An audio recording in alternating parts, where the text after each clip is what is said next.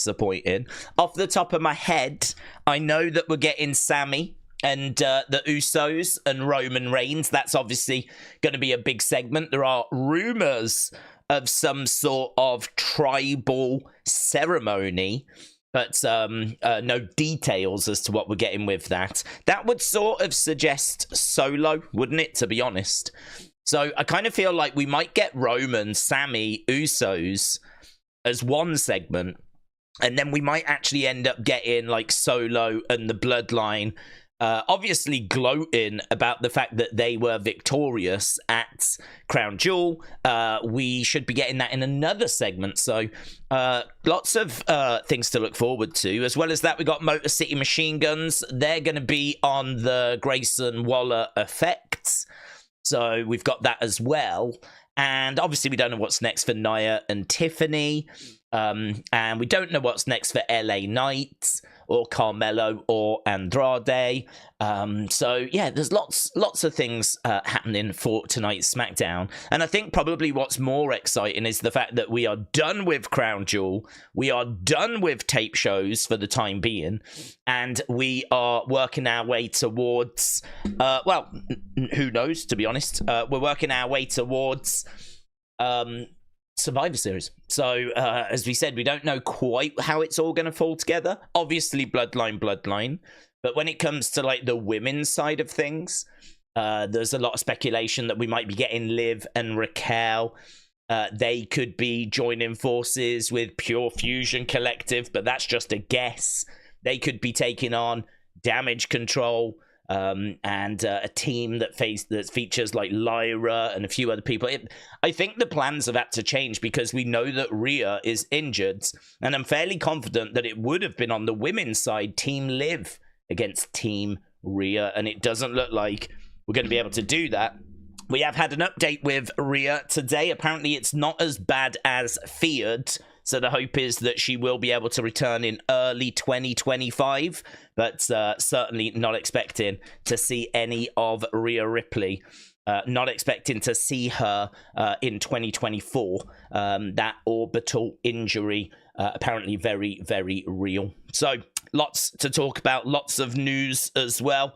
Let's jump into the chat. Hello, Kian. Hope you're well, my friends. Kian said, Days, hope you're doing well. Hope you have a good stream. Hope you had a great day. I've sent you an email about the introduction to the community. Ah, thank you. I enjoyed Unseen. Well, I will go through whatever emails I have received and this weekend. Make sure that I don't miss any of those. In fact, I'll see if I can really catch up on the past few weeks worth of emails this weekend. So appreciate it. Curtis said, fancy shirt. Yeah, I'm out of just plain black now. I said, actually, I think was it yesterday on the member stream, I was wearing like a grey t-shirt. Contrary to what some people think, I do actually change my shirt every day. I do genuinely own just a load of different black shirts. I bought a bulk load just for streaming, right? Because I've tried different shirts before, and if you have certain colors, it messes with the green screen. So like you can't have any green, for example. You can't have certain shades of blue. Certain shades of yellow can like mess it up. So you have to be aware or a little bit careful as to what you actually wear. So I just went out and I was like, forget this, I'm just going to buy a load of black shirts. So I went out and I bought a load of black shirts, but I've actually got through them all now. I need to do like a big wash. I need to get a load of washing done. So, but to be honest, I probably should wear more wrestling themed shirts. I do actually have a load. It's just, they're just not part of my rotation, really. So, this is a Bruno Sammartino one. The legend will live forever, Bruno Sammartino, which I absolutely love this shirt. It's another reason why I probably don't wear it, because I don't want it to, like, get messed up, really. But, yeah, I'm happy to rock the living legend, who sadly is not living anymore. Melissa, shout out to you, said it seems like we might have some breaking news. Days has finally got a new shirt that sprinkles more pizzazz on the... Yeah, we've leveled up. I was thinking to myself, how can we make these absolutely faultless streams any better? And I thought, you know what, let's just add a little bit of sprinkle, a bit of pizzazz in there, as you said, and this is how I decided to do it, with a little bit of white text and just, you can't even quite make out Bruno's face. It sort of gets cut off. So actually, this looks like I'm sort of bragging about myself, really, doesn't it? It's like I'm referring to myself as the legend. Do you know what I mean? That's not a great look, to be honest. It's a little bit... that's not what I'm doing, by the way.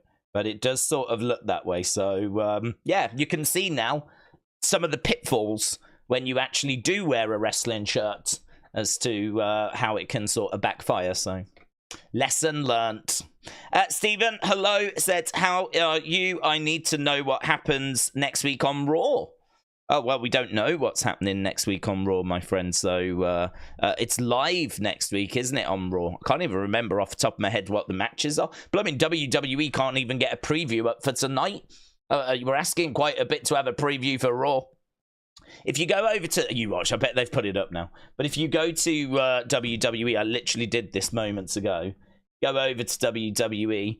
They're still showing results for NXT. If you click on shows at the top and go down to SmackDown, again, it's still results. That normally changes over to preview. And so we normally would be able to click on that and then get a preview of tonight's show. We don't have that. Like, no one's done that. I don't know what's going on at WWE, but someone has dropped the ball. And I'm not trying to get people in trouble, but they should definitely be fired because it's now affecting these streams. And these streams are normally absolutely faultless. So, yeah, annoying, to be honest, that has gone that way. But it's okay. We know a couple of things that we're getting tonight, so. Uncle Howdy said, according to PW Insider, Raw and SmackDown will transition to a 3-hour format on Netflix in USA in January. Yes, we've spoke about it in Unseen. That is old news. That for some reason has kind of reappeared today. We've spoke on streams and everything about how from January to May it's going to be 3 hours for those shows. I believe the plan is that Raw will stay 3 hours, but then as soon as we hit May, SmackDown will go back down to 2.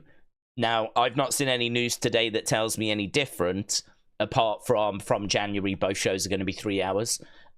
It's funny, actually, because Sean Rossap put a tweet out just, and he said he's really surprised at the amount of news that kind of reappears weeks later with a new picture attached that then goes on to do, like, some numbers. I think the truth is people do miss some of this news at the time, and so when has news been fully received, if you know what I mean? Like, we might talk about it in Unseen. Loads of people have tagged me in it, by the way. So it's not just Uncle Howdy. Loads of people have tagged me in that. And I read it, and my first thought was, we've spoke about this. We've spoke about this in Unseen, and we've spoke about this on streams. But, you can't expect everyone to watch every Unseen. And you can't expect everyone to... I mean, I'm not even joking. I have just been tagged in that news again. I have literally just been tagged in that news again. I'll hide the person's name, but, I mean... This post I received 10 seconds ago, and I've now just been tagged in this again. The Raw SmackDown will move to a 3-hour format starting in January. But we know this, and we've spoke about this, and it's kind of... Yeah. It's interesting to me how news comes back around. Do you know what I mean? Like, how it kind of... We talk about it, but then someone will... like, put a post out about it, and then it kind of gets a whole new lease of life. It's not fake news. It's kind of a different... I don't know what the word is I'm looking for. It's a different... wonder? Spectacle. How it's not fake news, it's true. So, I mean, people are right to talk about it and share it. But, yeah, it's not even a few days old. It's, like, weeks old. So... It makes me think if I should do like a maybe recap of the week show, you know? If like, but then would people watch that? Because people that have watched Unseen every day aren't going to be interested in that. And then if you have watched a few Unseens, you might think to yourself, oh, I'm not going to bother watching that because I've seen the majority of this week. So I don't know. Like I don't know how to deal with that. I don't know how to kind of fix that problem, if you will, of people missing certain bits. You know, I don't know. Perhaps it's not an issue, but I just find it interesting. Shadow said, I think you should put down a few wrestling shirts, give them a unique spin, play a YouTube channel, and then what was Sami Zayn's motives for knocking Roman Reigns' lights clean out? Hang on, I feel like we're all over the road here, Shadow. Well, I think we're all over the road. So giving some wrestling shirts a spin, I completely agree. I think we probably could mix a few more in. I definitely can look to do that. What was Sami's motives for knocking Roman out? Do you mean at Royal Rumble years ago? I mean, he hasn't knocked him out recently. Unless you're talking about the haluva that was an accident. I mean, if we're talking about Saturday when he haluva kicked him, I mean, he was trying to haluva kick, was it Solo? I think Solo was surrounded. And actually Roman charged forward with, I think it was a Superman punch. It was either a spear or a Superman punch.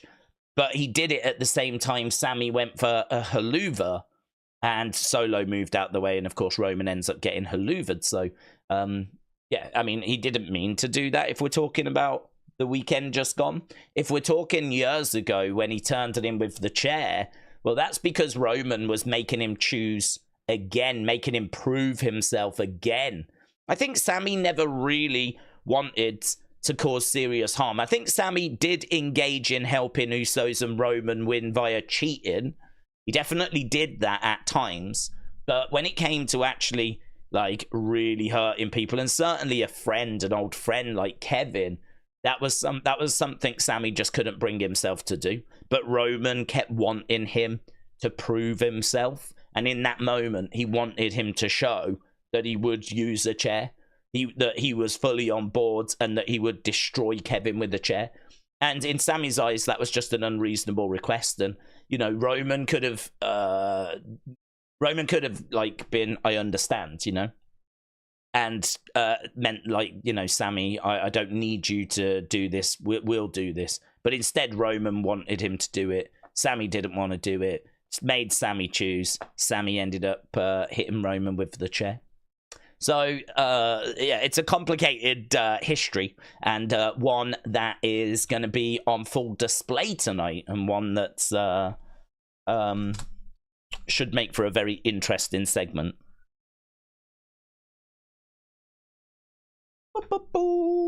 Right.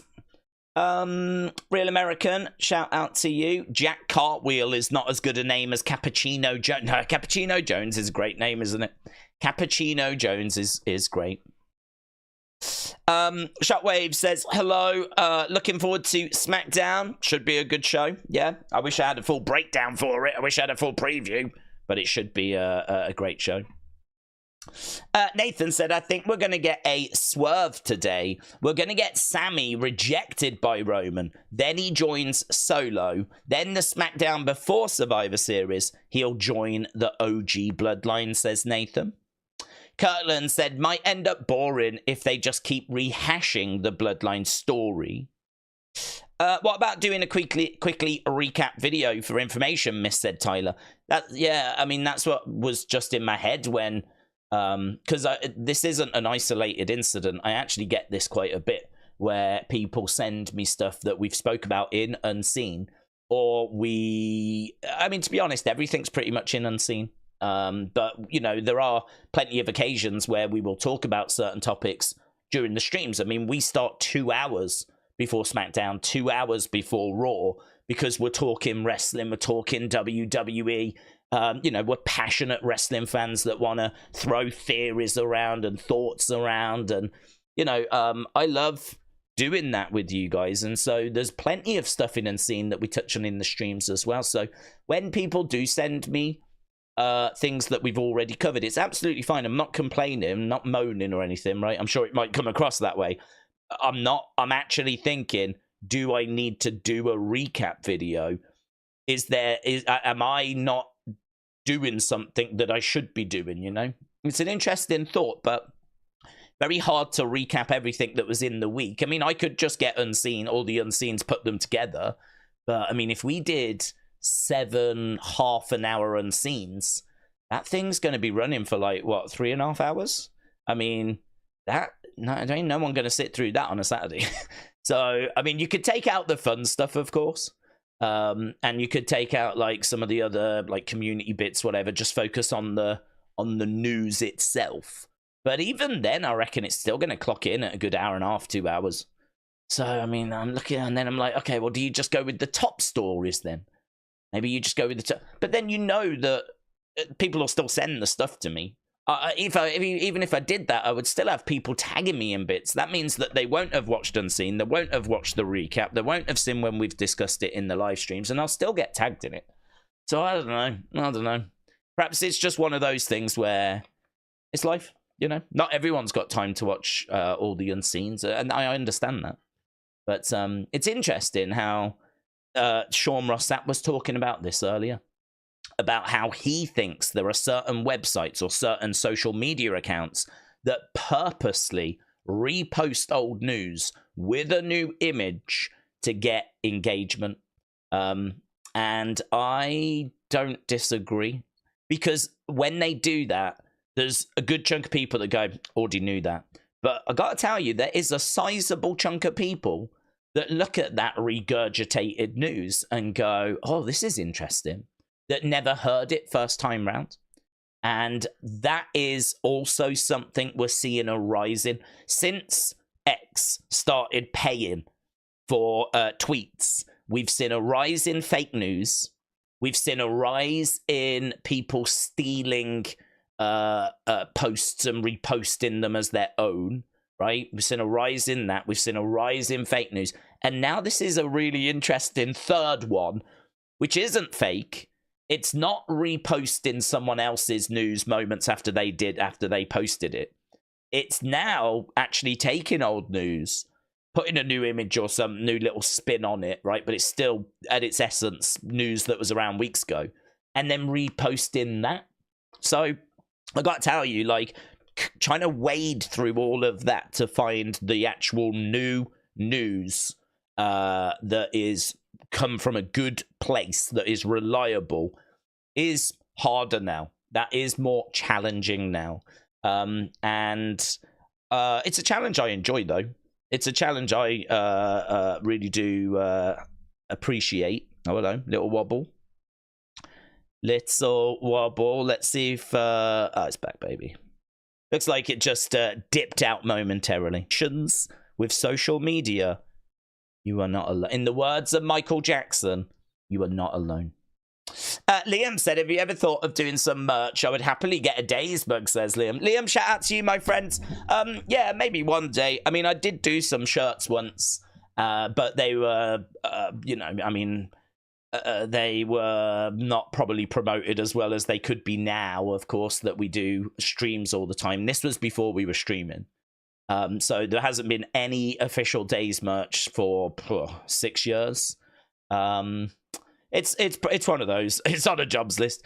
To be honest, everything with this channel, from the streams to Unseen to breaking news to the opinions channel to the clips channel to the TikTok to the Twitter to replying to emails to Instagram, posting on Facebook, like all of this is done by me, and there is no one else, right? I know a lot of these other accounts have, like, you know, people that work for them. This channel is literally me, and that is it. It's a one-man show. So trying to find the time to, like, launch blooming merch and all that stuff has always been on the list, but always pretty low down. So I don't know. I reckon there's a chance we could do something, because I do get asked more and more for it, actually. There's people that do ask for, like, a mug or a beanie. Beanies get requested a lot. So, I don't know. We'll see. It's on the list. Whether we get some next year or not, there's probably a chance we could, actually, because my dad is actually close to retiring. And he said that he's going to be at a loss. He's going to be bored. Like, he's been working his whole life. And he is actually looking to retire next year. So I think when he retires, he would have no issue with just giving me a hand on some bits. So if I was to kind of give him that as a, like, here, sort this for me, then he would do that. So there probably is a good chance that we could do something next year in regards to merch. So yeah, I would say great suggestion. Watch this space. Right. Days, will you stream the Paul fight next Friday? It's going to be around the same time. Theories who wins, said Melissa. Hello, Melissa. I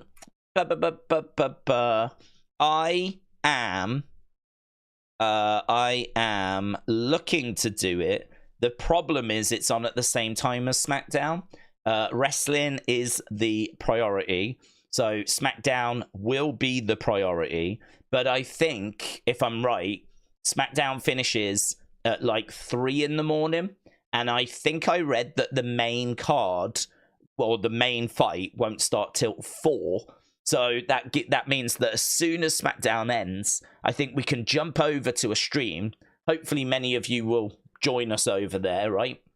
Because we'll only be starting it an hour before, you know me, I'd do the whole undercard, right? But because of SmackDown, we're not going to be able to do that. So we'll end the SmackDown stream. There's no point doing one stream and just going straight over, because, you know, you'd have to change all the graphics and all of that stuff. Probably better to go, right, guys, we're going to end this one. We're going to jump over to the other one. But my plan for next week is do SmackDown as normal, end it as soon as the show ends, then straight into Jake Paul, Mike Tyson. It does mean Unseen and reviews and all of that will be delayed, but I think understandably so. So, yes, I do have plans to do it, but it is kind of all going to get in each other's way, unfortunately. So, World of Wrestling, shout out to you, my friend. Managed to get the subscribe button sorted, I know, or the join button. I know he was having some drama with that earlier, so appreciate it, my friends. Appreciate all the members that have joined recently. Thanks largely to the kind generosity of Dormouse and King Yeti. We did a members stream yesterday. We are doing like some members kind of feedback stuff, which I think has been pretty well received, actually. And we did a watch along the other day. I am 1000% doing a members video this weekend for Unseen. I do now have enough non-copyright stuff where I can do that, so that's going to go up this weekend. And actually, I need to mention this whilst I've got people's attention and whilst it's in my head. We are doing a special watch-along tomorrow, and it's not just for members, it's on the channel normally, right?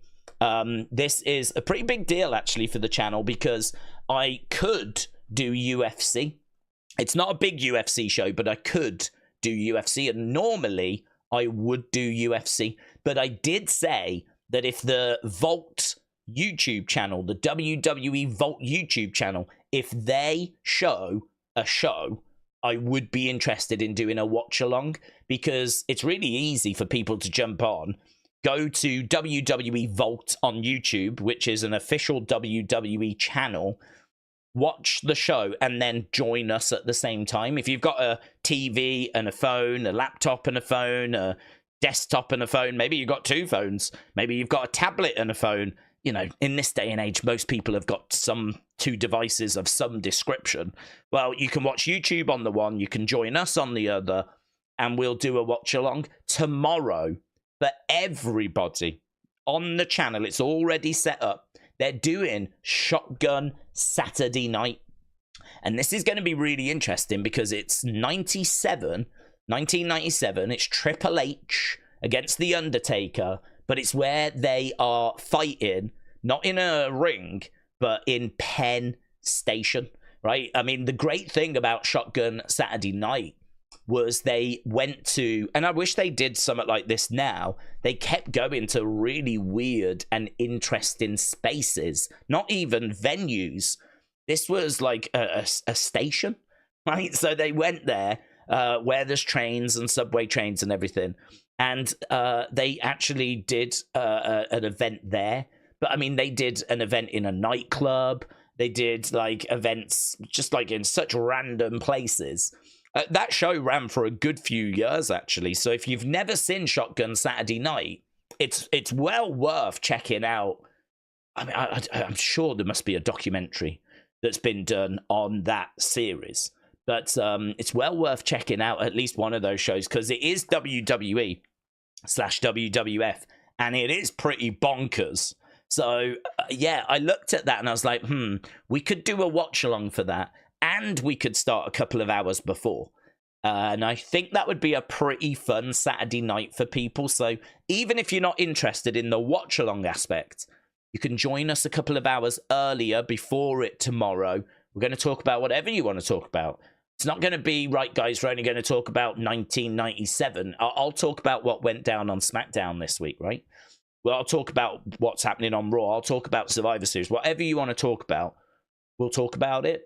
It's just lovely. You know me. I love watching wrestling of a weekend if I can. It's just that opportunity doesn't present itself that often, because WWE only tend to have one PLE a month. So I sort of looked at this and I was like, oh, that's interesting. So we're going to try it, and I don't expect much from it, to be honest, because it's not a WrestleMania, so it doesn't really have the name value that's going to, I think, bring people in. But I still think it could be worth trying for a Saturday night, and who knows, they may do a bigger pay-per-view. I think they may have done a Halloween Havoc recently, which I was pretty gutted that we missed.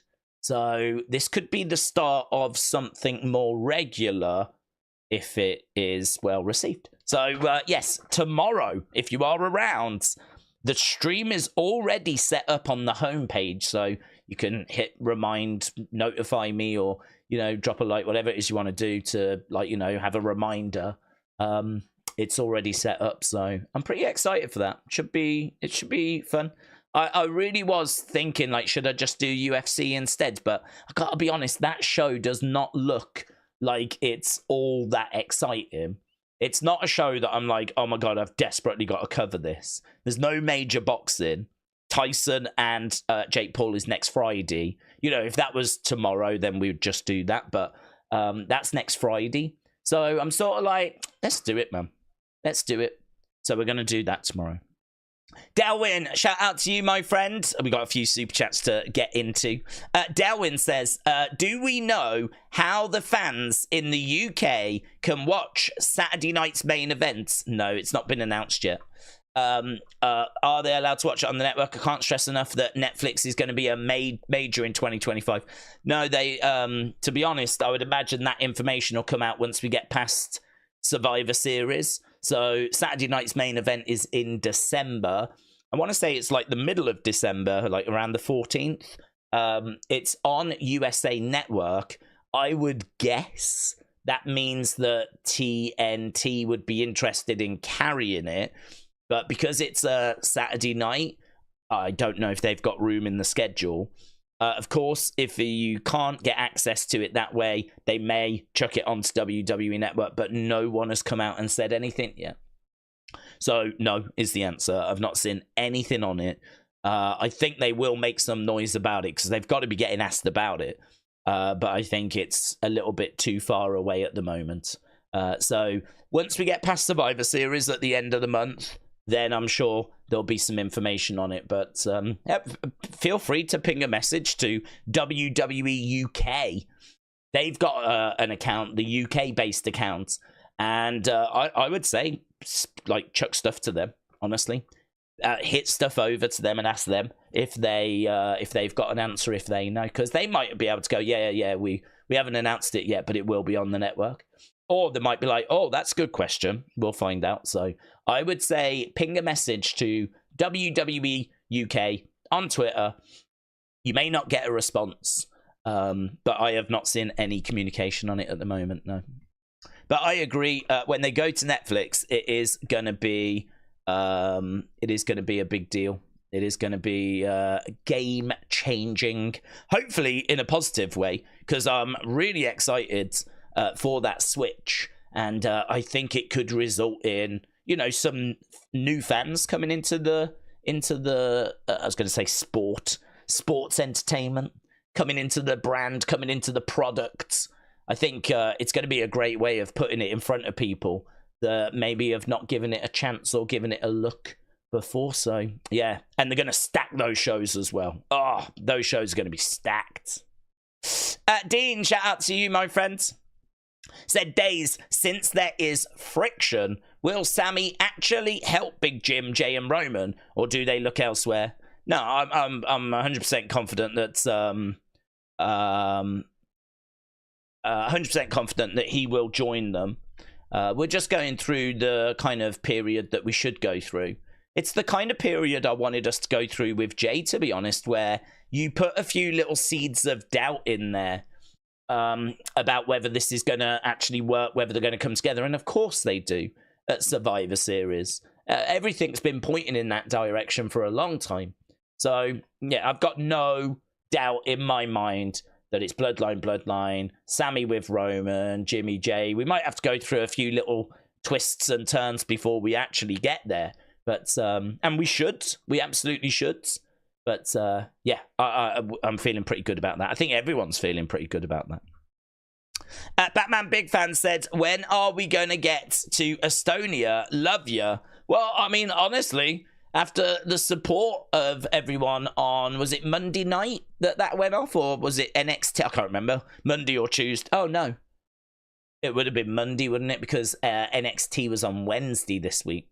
So, yeah, I mean, after that, I would seriously look at going, like, next year. Because I am looking to have a couple of weekends kind of in Europe next year.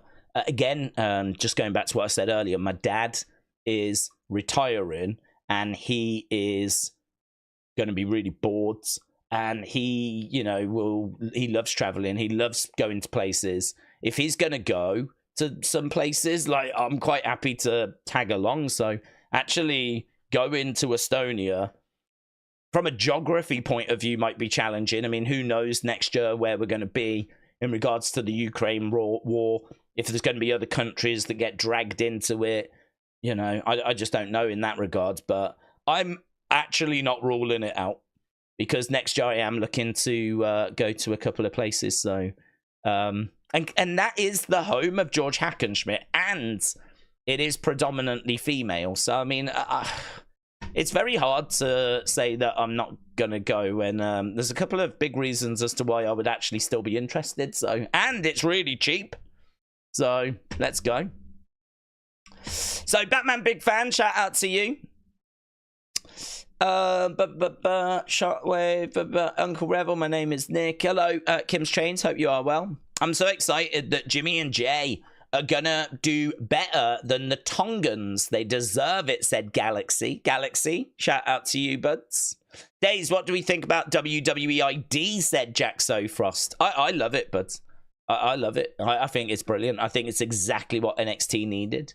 My criticism of NXT in recent years has been, well, it'll never be as good as Black and Gold's if they keep doing what they're doing. And what they're doing is they're going and getting athletes that don't know wrestling. They're training them from scratch, from zero.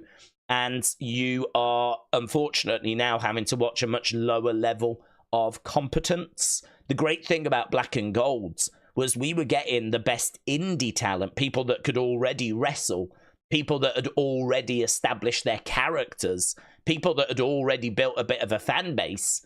We brought them to NXT, and then we sort of got them used to the WWE expectations, and, you know, we worked a little bit on any weaknesses they had. Maybe their promos needed improving, perhaps their character presentation wasn't quite right, perhaps they were on completely the wrong path and we just had to, like, you know, find something new for them. But they had talent. We had to go through that process, like, and everyone needed little different things, and we got them basically ready for the main roster. But they had the basics and the raw ingredients, and many of them had everything. Yeah, I mean, we were bringing in Finn Balor from New Japan. We were bringing in Kevin Owens when he was like Kevin Steen. We were bringing in Samoa Joe. We were bringing in Sami Zayn. We was bringing in Bayley, right, who had been working for a while on the indie scene, of course. We was bringing in, like, all this talent that knew who they were, had their characters, had their presentation, and we just had to put tweaks in place. To me, it's an absolute no-brainer why Black and Gold's NXT was so good, because it was King of the Indies, you know? It was really where we took the best indie talent and we just smashed them together and we just reaped the reward. And we don't have that now because we don't recruit from the indies so much now. Now, predominantly, it's athletes that don't know their characters, don't know how to wrestle, and we're having to start from scratch. Now, obviously, you don't put them on TV until they reach a certain level, but they're still coming in cold. You know, I still don't know who a Carmen Petrovic is. I still didn't know who a Tiffany Stratton was. You know, I still didn't know who a Kalani Jordan was. And there has to be a degree of time where you find out about them, care about them, you know, and they kind of win you over. Same with Nikita Lyons, yeah? Same with Izzy Dame, right? Same with Trick Williams, right? I mean, the list goes on and on and on. These are very skilled individuals, many of which have now made that connection, but we've had to go through a very long period of time where that connection wasn't quite there and where they were learning. The great thing about WWE ID is we're going back to what NXT used to be, which is we're getting the best of that indie talent. We're bringing it into NXT, and they can hit the ground running. They can put on great matches straight away. They've already kind of worked out their characters. I mean, look at Cappuccino Jones, whose whole gimmick is about coffee. And he talks, like, his finishing move is called the Decaffeinator. And I watched one of his promos, and he talks about coffee. I'm going to grind you down and stuff like this. Might not be the greatest gimmick in the world. They might look at it and go, yeah, no, we're not going to keep that. But at least he's coming in with something. At least we can take a look at it and go, okay, there's something there, or not sure about it, you know?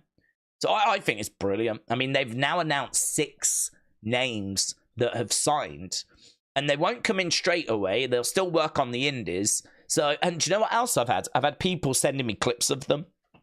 So, and you'll get this now. So what will happen now is, you know, let's be honest, 99.999% of us have never heard of these people, right? You're going to have the odd person that's heard of the odd person. But by and large, I ain't never heard of any of these 6. And that's not a problem. I don't follow the indies, right? But now what's happening is you're getting people looking for clips of them, getting clips of them on YouTube, going through their social media profiles, watching their promos.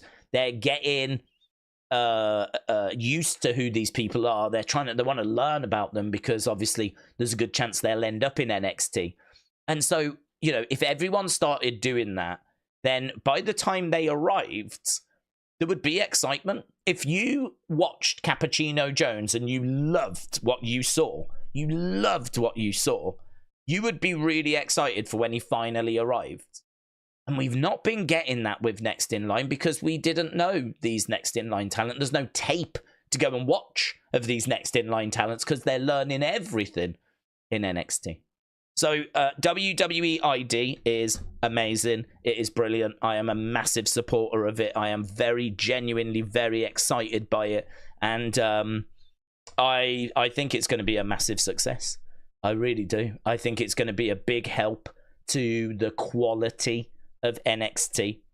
I think it's going to take NXT to a different level. I think it makes things harder for AEW, which is not something I'm looking to do, but in business, that is not a bad move to make it harder for your competition, you know? So all of a sudden now WWE has gone into these indie promotions, and, you know, it's shocking to me that WWE did this move before AEW.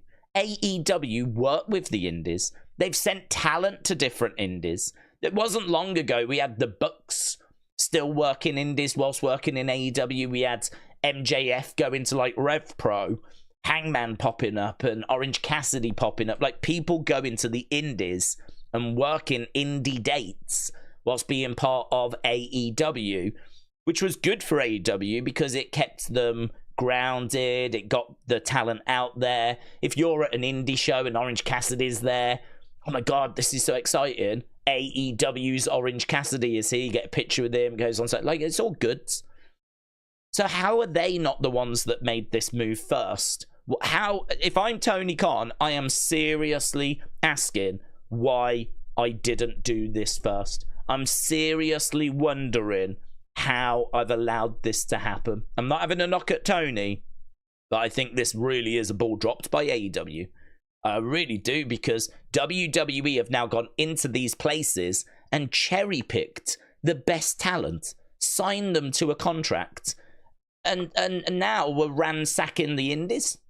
So where's AEW going to get its talent from? It's going to have to get its talent from the people WWE decided they didn't quite want. And listen, WWE will make mistakes. There'll be people that WWE look at that go on to be stars. Look at MJF. He tried to go to WWE. WWE didn't take him. He's a massive star. WWE will drop the ball. But that's got to be pretty rare. I've got to think that that's going to be an exception rather than the norm. You can't tell me this is good for AEW. You can't tell me that this is a positive for them. This is a massive negative. So I love WWE ID. It's going to make NXT better. It's great for the indie talent. Gives them a real pathway to WWE. It shows that, and I think it's good for us as well in the sense of if you're watching and you want to be a wrestler, then you can go to one of these promotions and you can now know that it's not going to be an endless grind of not getting anywhere. If you've got the skill, if you've got the presentation, if you've got the work ethic, the desire, the hunger to get to WWE, you are serious about it. You're hitting the gym, you're looking amazing, you're working on your moveset, you're working on your match quality, your engagement with the crowds. If you're ticking these boxes, you're working on your promos, you're going to get scouted. You're going to get scouted because they're out there looking. And that, I just think, is such a positive message for the wrestling industry, that WWE are out there. And and all these people are coming from so many different promotions. They're not all coming from the same place. It's like Wrestling Open, CZW. Like, it's all these different places that they're getting this talent from. They've done some work, man. They have been out there and they have done some work. It's really exciting. So, to answer your question, I'm a really big fan. So, Mr. B, shout out to you. AB Jobson said, should I get the new Rob Van Dam shirts? I don't know. I always think if you weren't actually at the show, then I don't know. It's not one that I'm ever that bothered by if I wasn't actually at the show, because I think it's got like one night only and it's got the NXT to, it's very tied to that show. So it's up to you. I mean, if you're a big Rob Van Dam fan, then, that ain't going to bother you. But for me personally, I always look at that merch and think, oh, I wasn't actually there. So it doesn't really feel like that's for me. So I personally wouldn't.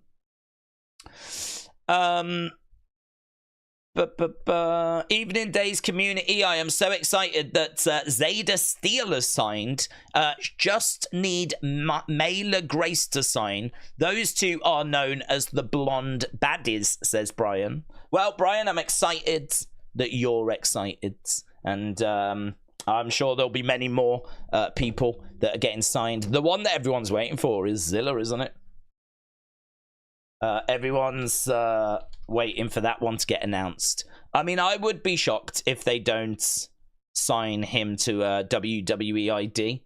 I really would be shocked. He is someone that they've got to have their name on. I mean, they've got to know that all the WWE fans have been talking about him. There's a lot of buzz around him. There's a lot of excitement around him. So, there's a lot of hype around Zilla. So, one thing WWE love is hype. So I've got to think he's on their radar. So I wouldn't be shocked if he gets announced in the future, but nothing yet. Metal Mama, hello. Shout out to you. Days, friends, how are we doing? I'm doing good, thank you. I'm doing really good. I'm really excited. I'm so pleased that we're past Crown Jewel. And I'm so pleased we're past those tape shows. I'm so pleased that we're past spoilers. I'm so pleased that we're on the road to a seriously big show. in Survivor Series. I mean, Survivor Series is one of those shows where, you know, we really could get some massive moments. You know, last year we got CM Punk. Last year we got Randy Orton. Like, Survivor Series is definitely a show that I am excited for. It's definitely a show that I am engaged with and looking forward to. And yeah, I'm genuinely excited that we're past all that Crown Jewel stuff. And, you know, Crown Jewel was okay in the end. Actually, Raw on Monday was way better than recent Raws. So, I mean, that was okay in the end. But I think undeniably the spoilers sucked. And I think I'm right in saying Crown Jewel maybe didn't quite live up to expectation. But I don't know. That is a mixed bag looking at the reactions we had. Some people really enjoyed it. Some people really didn't. I was kind of in the middle, but it was fine. I would say it was passable, but definitely on to bigger things now. Carl and Dawn said, I've been scouted and I have been found worthy. Carl, this is the start of you turning your life around, and we are all very excited to see and join you on that journey. So, Carl, hope you're well, buds. Hope Dawn is doing well. Shout out to all of you. Rebecca, hello. Lucas said, should I go to the Rumble solo? My buddy doesn't want to commit. To be honest, I don't think it massively matters. I think that it's only before and after that really matters. I always find it, I've been to gigs on my own and it's never been a problem, but it is the traveling there and the moment the gig ends and you leave. That's the bit where you want to talk to someone about what you've just seen, or, you know, go for a drink beforehand and talk, you know, just chat away. So if that bit doesn't bother you, like, you know, you put some headphones in, listen to a podcast, or, do you know what I mean? Like, whatever. Honestly, whilst the show is actually on, I don't think you're going to really miss having like someone there with you. So it's really just about traveling there, traveling back. That's what I find. I wouldn't think twice about going to the Rumble on my own. I wouldn't think twice about it.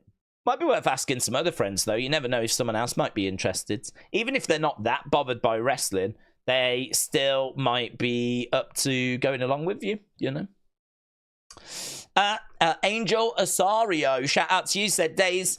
Shout out to you. Oh, shout out to you. Shout out to everybody. From Philadelphia. Do we think that Zilla will receive a WWE ID? Do you know, my honest answer on Zilla is that I think he is someone that has got a bit of growing to do. And I don't mean that as a disrespect, even though it really does sound disrespectful. But I've heard probably more negative about Zilla than I have positive. The only positive tends to really come from the fans that are so desperate for him to be a part of this Bloodline story. But again, I have to keep going back. Like, there are promotions that have come out and said that he has let them down, right? We know that when he was sat at SummerSlam, he was meant to be at an indie show. We know there was a big falling out with Booker T, and he ended up leaving Reality of Wrestling. Because again, I think he was no-showing, and there are question marks around his professionalism. There are question marks around how he conducts himself. The vibe I get is he feels like he should be in WWE already, and that all of this indie stuff is below him. All of this, like, doing this grind and, you know, paying your dues, like, he shouldn't have to do that. And to be honest, I don't like that attitude. Like, that's not something that appeals to me. So I get asked a lot about, oh, Zilla, are you excited? Do you want him to come in? My answer's not really, to be honest. He's someone that I think's got a bit of growing to do, like we all have, and, you know, continue to do. I feel like he's got a bit of growing to do. It's hard to comment because I can only go by the reports that I've seen and the things I've seen. I don't know the guy. He might be the nicest guy in the world. But that's my impression of him, of everything that I've seen. He is back with Reality of Wrestling now. Interesting that Booker T came out with a comment not long ago saying he was going to do everything he could to get Zilla to WWE. I found that interesting because it was like, it shouldn't be that hard, surely. If Zilla is really good in the ring, and he's got a good promo, we know he's got the Anoa'i family connection. We know he's a Fatu. But why would you have to work hard to get him to WWE? Why would Booker T say, I'm going to work really hard to get him there? It sort of feels like not everything's rosy in the garden, you know? That's the sort of vibe that I get. Like, there's a bit of work to be done to get him there. It's also really strange, don't you think, that we're getting these WWE ID announcements and Zilla has not been one? Like, you would have, to me, it would just be a no-brainer. He would be one of the first names you would sign to a WWE ID. I mean, listen, I think he will sign, because there ain't no way WWE are going to want him to go to AEW. There ain't no way we're going to want to lose him to AEW. So, and he's got so many family in WWE that are going to be pulling for him that I think it's inevitable. But I don't know, man. I'm not thrilled by the stuff that I've read. I'm not crazy about, like, all of that stuff. It's unfair. I know it's unfair. Even as I'm saying it, I'm saying, like, it's a bit unfair saying that, because you're only going off, like, the reports that have been out there. But that's all I've got to go off. So if someone's going to ask me my opinion of Zilla, I can only respond by the things that I've seen and the things that I've read. And that's where I'm getting my impression from. And my impression is not a brilliant one. So I don't wish him any ill will, of course. I hope that he does make it. But I hope if he does make it, he is no longer the person that I read about, you know? He's done that growing. So do I think he'll make it? Yeah, I reckon he will. I can't see any way WWE will want him to go elsewhere. But I don't know, man. I really do not share the same level of enthusiasm as other people.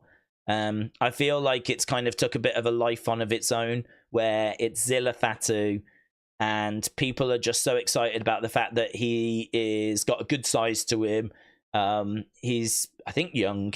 And they're looking at him as being, like, you know, potentially this next Roman Reigns. Oh my God, let's bring him in. Jacob's been amazing. We could have another Jacob by bringing Zilla in. And all of those things are potentially true. So it's not even that people are wrong. But you can't ignore the downside, which is the question marks around the professionalism. So for me, that's why I don't share in the same excitement. So, but do I think he'll come in through ID? Yeah, if I was to guess, and it's nothing more than a guess, I'd say that he will get announced as being a part of that program. Uncle Howdy said, Days, if the AEW Freakazoids are right. Okay. Then Tony and AEW Freakazoids need to thank WWE for bringing adequately trained people who got exposure onto a big platform. WWE is going to make AEW. Well, don't know. I'm not sure I can agree.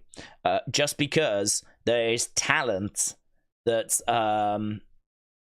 goes from WWE to AEW.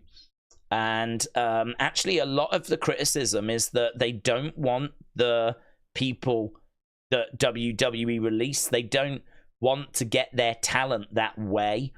You know, unfortunately, AEW is sort of resembling like WWE 2.0, but it's WWE 2.0 full of people WWE parted ways with. Some of them they didn't want to lose. You know, we know that Mercedes walked out of her own accords. We know that they didn't want to lose Daniel Bryan, right? And he went on to be Bryan Danielson, of course. Can I just tell you that I have just received another tag about how Raw and SmackDown is going to be 3 hours in January. Just as I was sat here. So, yeah, I think they've got a real problem with the recruitment, which is why we just spoke at length about WWE ID.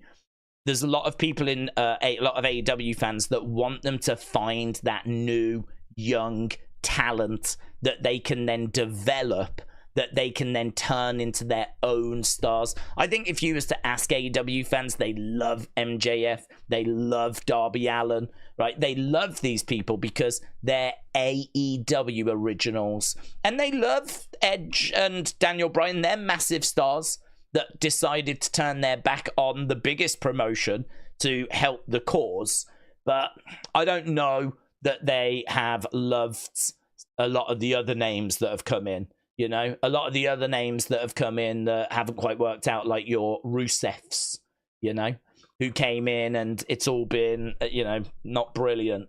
I've seen people very critical of Malachi Black because, you know, he seemed to have some frustrations in the past.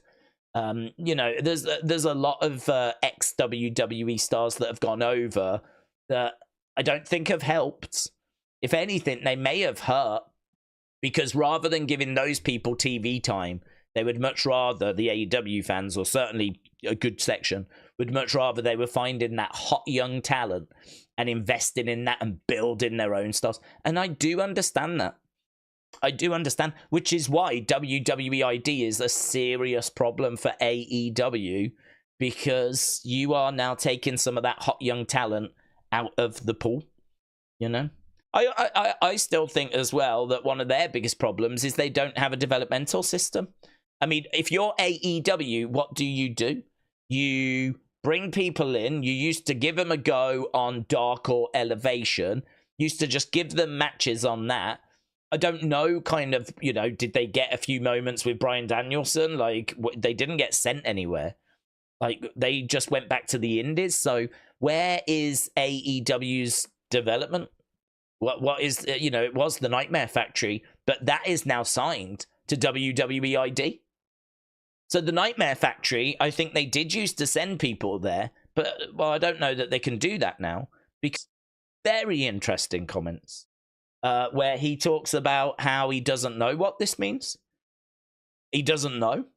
And it's really interesting because it seems like he's completely in the dark around what's going on with WWE ID and Nightmare Factory and how he fits in and what this means for him. He's like, I don't know. I don't know. It's really interesting. And I think AEW are probably the same, going, well, what do we do? This is why when they got Ring of Honor, you kind of thought, oh, they'll turn that into their NXT. And they should. And then they should have gone to the indies. They should have flooded it with the most promising talent, right? I mean, they have got money. He has got money. Why could you not have set that up as your developmental brand? And then you go the indies, you get some of the hottest talent that's out there, you train them up, you work with them, and then you've got this ready-made feed of stars that you can bring to Dynamite when you think they're ready, or when you're creatively ready. And same with Collision. And you're creating your own stars. WWE has cut that at the cords with WWE ID. I mean, it's staggering. It is, honestly. It's like watching one side play chess when the other side is falling over. Like, it is staggering. So now, you know, they're going to have to rely on the people WWE didn't want, people from New Japan, right? Because they've obviously got that relationship. That's a relationship they've got. People from CMLL or AAA, they've got those relationships. So they've got them. But they lost TNA. They've lost, potentially, they've lost the real stars of the indies, or the key indies. And now they're just going to have to rely on New Japan, Mexico, and ex-WWE. And if I'm WWE, I'm looking at that and I'm thinking, I've properly screwed them. I've properly screwed them over. So yeah, it's really interesting. People hating on Zilla, they don't know what his personality is like. He is grounded, who has turned his life around with discipline and attitude. Watch him, then judge him, instead of being a naive hater, says Navaldo. Well, I would say that his personality was reflected in the fact he no-showed shows, and by the fact that he was removed from reality of wrestling, and that was not even that long ago.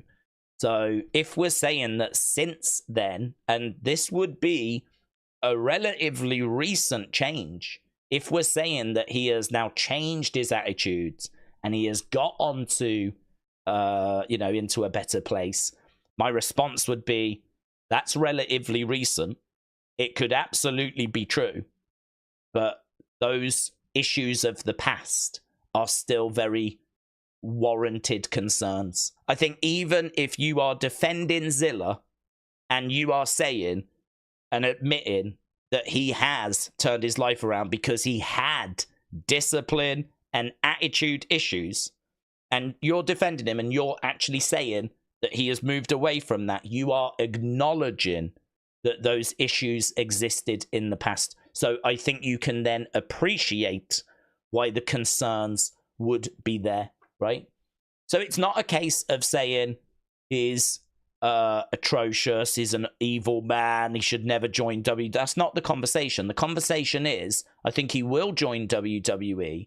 I don't share in the same excitement as some people out there because there are concerns, there have been issues, and if we're now saying that he's turned those around, that's what we're asking for. That's what we're hoping to see. So I feel like we're actually on the same page. It's just I still have those concerns, and so I hope he does kind of come through and show that that is very much personal growth and that he's left that in the past. So I think it's all same page. I think we all want the same thing. I think it's a case of we want him in. I would much rather he come to WWE than AEW. I think he is someone that's got great potential, but I ain't interested in bringing someone in that's just going to be a problem. So that growth will need to have been made. And if we're saying that it has, then that is obviously great news. We read that one. Days, if Vince was still booking, where do we think people like Gunther, Elias, Moss, Boogs, Theory would be at?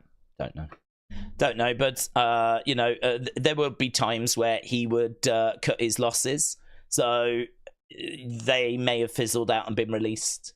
I mean, I certainly don't think that they would like guaranteed to be around and still be on the show, because Vince cut a lot of people a lot of times.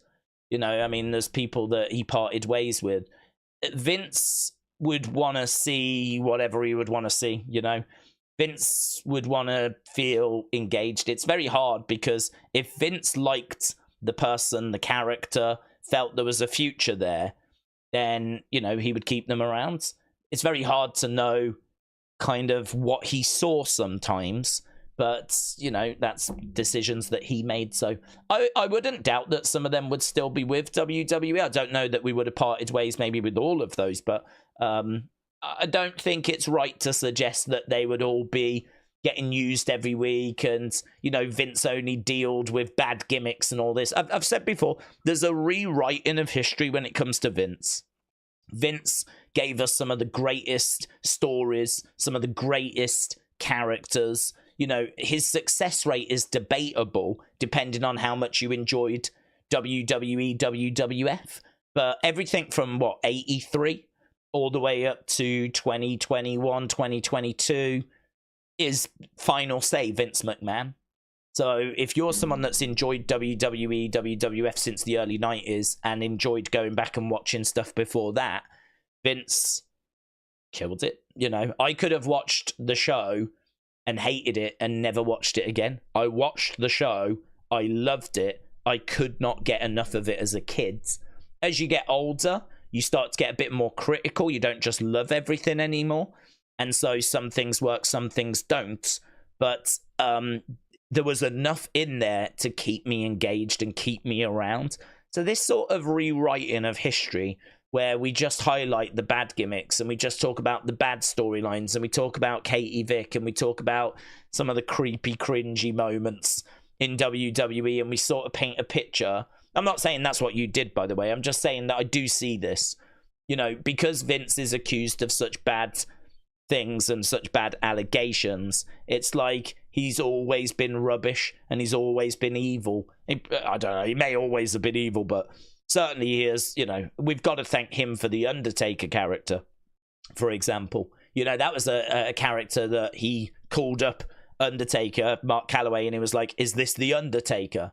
And Mark Calloway was like, yeah, this is the Undertaker. He didn't have a clue what Vince was on about, but he just knew, like, okay, that must be the name that he's going to give me And this was not something they worked on together. This was all like an idea Vince had of like an old Western mortician.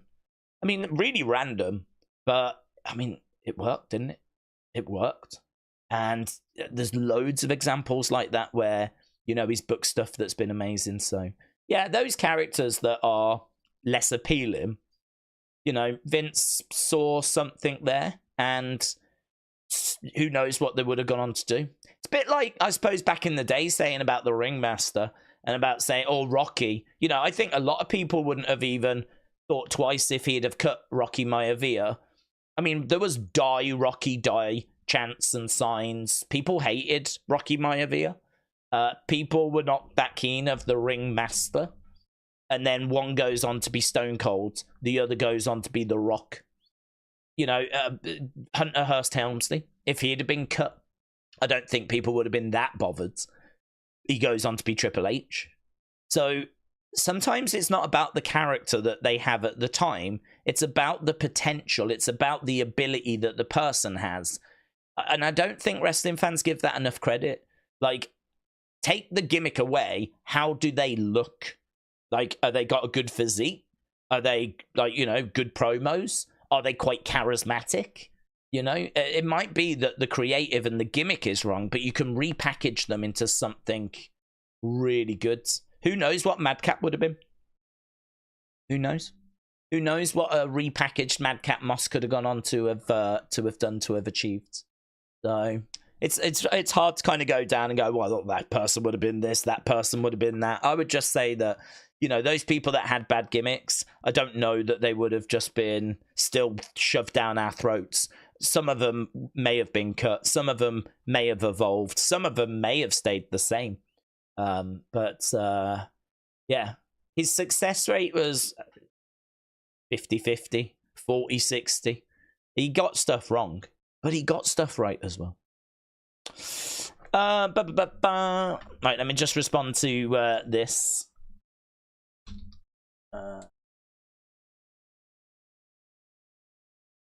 I've got people asking for breakdowns, previews of tonight's show, and I don't know if they've put it up yet. Ah, they have. Okay, let's have a look, shall we?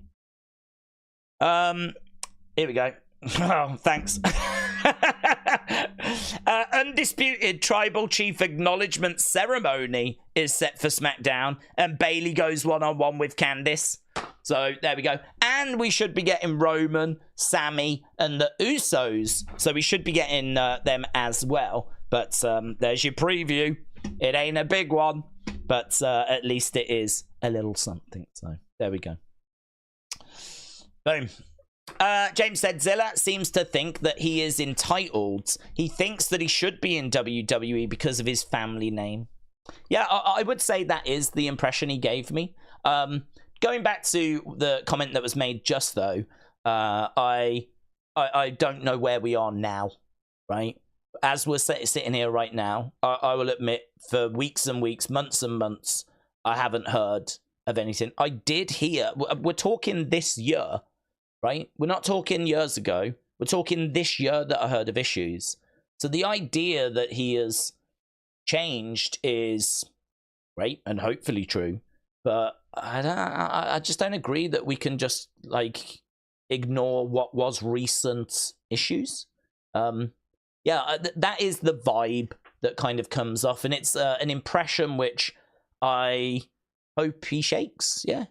I hope he shakes. All of the comments that I hear from him is that, you know, I deserve to be in WWE. I belong in WWE. I need to be a part of this Bloodline story.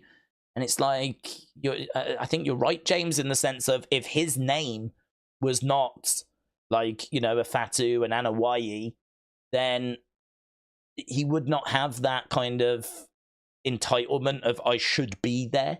You know, instead, I want to, you know, I'd be really tempted to not have him in that story. I'd be really tempted to go through NXT and have him in NXT and just, you know, have him on his journey for his benefit so that he can become the wrestler, the great wrestler that we hope he does become.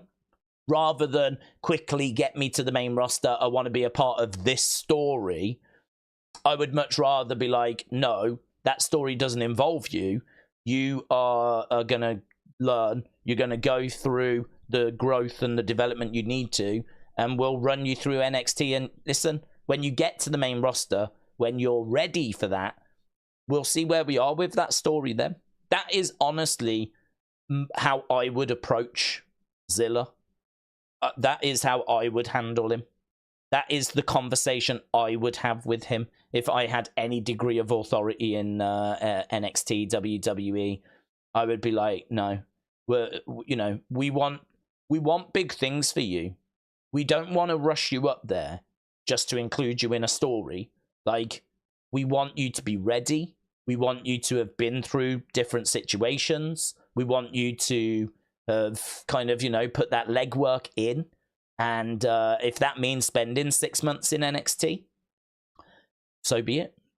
Maybe even longer, a year in NXT, 12 months, 18 months, I don't give a flip. When deemed ready, So, yeah, it's difficult because I don't want to be unfair with him because, like, as we said, and as comments said earlier, he's changed, But this is where my head's at. This is my mindset. This is why when people excitedly are like, oh, do you think Zilla will be at Survivor Series? I hope that people understand why I don't share in that same level of excitement and why my brain does not kind of go there, So, but you watch, he'll be there now. But I wish him, let's put a bow on it. Let's put a full stop on it. I genuinely wish him all the best for the future. I genuinely hope he makes it to WWE. I genuinely hope he's going to be a big success. And I think that ticks every box. Metal Mama said, I've got to say, after seeing the chicks wrestle in Saudi, I really think some of the outfits distract from the wrestling. I agree. I have no issues with boobies. I completely agree. I might be unpopular for this, but I really do wish that they would tone that down because I'm a big fan of iconic ring gear, like I'm sure many of you are. If I think iconic ring gear, I think, say, Macho Man with his bright pink trunks and the stars on, and then, like, his yellow boots, right? I mean, it's a simple color scheme. I could get a piece of paper and I could color in salmon pink trunks. I could color in yellow boots, put some stars on, and I'd go, who's this? You would either tell me Macho Man or CM Punk. It was so iconic. CM Punk wore a tribute attire to it. And I could show you that. I could get a bit of paper and I could scribble it all black and I could put some flames on the front and show it to you and you'd say it's Bam Bam Bigelow, right? I could color in red tights with a thick black belt and even a little bit that kind of goes under the groin, right? Show you that. I'm fairly confident that I'd get people going, that's Yokozuna, right? The bold ring gear is largely absent in this day and age. Now, and in the women's division in particular, it's how much boob can I show? And more than this, how much ass can I get out there, right? I mean, they really have leaned into that. And, shocker, it's actually not why I watch wrestling. I mean, I got into wrestling because I loved it, and there wasn't really any women around, apart from Alondra Blaze, and we never saw her that often. I got into wrestling when women just weren't featured. And so I've watched as the women have kind of become more prominent. And so this is not where my enjoyment for wrestling comes from. I mean, listen, it's never a bad thing to enjoy the female form, but I agree. I think that we are being cheated out of, like, what would hopefully be some really iconic looking ring gears. I think, like, the women are really missing out on iconic ring gears. I'm trying to think of, like, I've just given you some examples off the top of my head of, say, Bam Bam, of Macho Man, of, even Yokozuna. Like, trying to think of, like, iconic female ring gears is a challenge, to be honest. I don't know that I can give you that same level of... I think Bayley's can be too cluttered. I don't think Bayley's ring gear is very good. At least she covers up a bit more, though, right? So respect to her for that. Becky, maybe the black with the yellow down the sides. You could kind of make a bit of an argument for, but by and large, yeah, I agree. I loved what Lash and Jakara wore at Saudi. I thought that looked really good. In fact, we spoke about it. I love Jakara's hair as well. I thought it made her look amazing, right? So I definitely think there's some work that can be done there, rather than it being a case of, can I get as many straps and can I get my ass out? Can I show as much boob as possible? Can I literally run the gauntlet of, will I get a wardrobe malfunction tonight? I agree. I'd like to see some more iconic female ring gear where I could literally get a piece of paper, draw it, and you'd go, that's Lyra. That's Jade. I mean, I suppose Jade, you can make an argument, is sort of mirror, metallic kind of vibe, but I would struggle to say that it is iconic. But then I suppose she's not been around that long.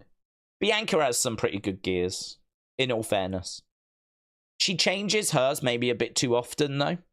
I wish she kept some of her gears a little bit longer. She rotates hers round a lot. So it's hard to say what her iconic look was. She's had so many looks. It's kind of hard to pin down just that one, really. But, so I wish she would sort of settle on, like, a gear and kind of keep it that way for a little while. But, yeah, Bianca, I mean, she makes her own gear, doesn't she? I think she does a great show. So, I don't disagree. I think it's one of those where there's a balance, isn't there? You know, some characters, I think, need to, like, lean into the sex appeal. Some characters probably could have better ring gear. But I think it's just the trend, really, of, like, can I just get as much out on show as possible, you know? Let's go down. Oh, hello. We've got some super chats. Let's go. Cody said, Days, it's my birthday. Can I get a shout-out? Cody, you know the rule.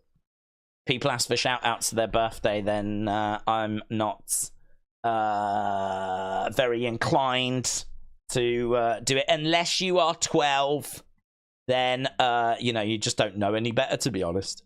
Then everything's exciting to you, so I'll make an exception because you sent in a super chat, Cody, and my congratulations can actually be bought. It turns out I'm actually really shallow, and for a few dollars, you can actually buy a birthday shout out from me, and that's exactly what you've done. So, who says that I'm dead inside, eh? So, Cody, happy birthday to you, my friends. It's honestly, when I woke up this morning, I was so excited. I thought to myself, it's Cody Riley's birthday today. And I had an extra coffee today for you, my friends.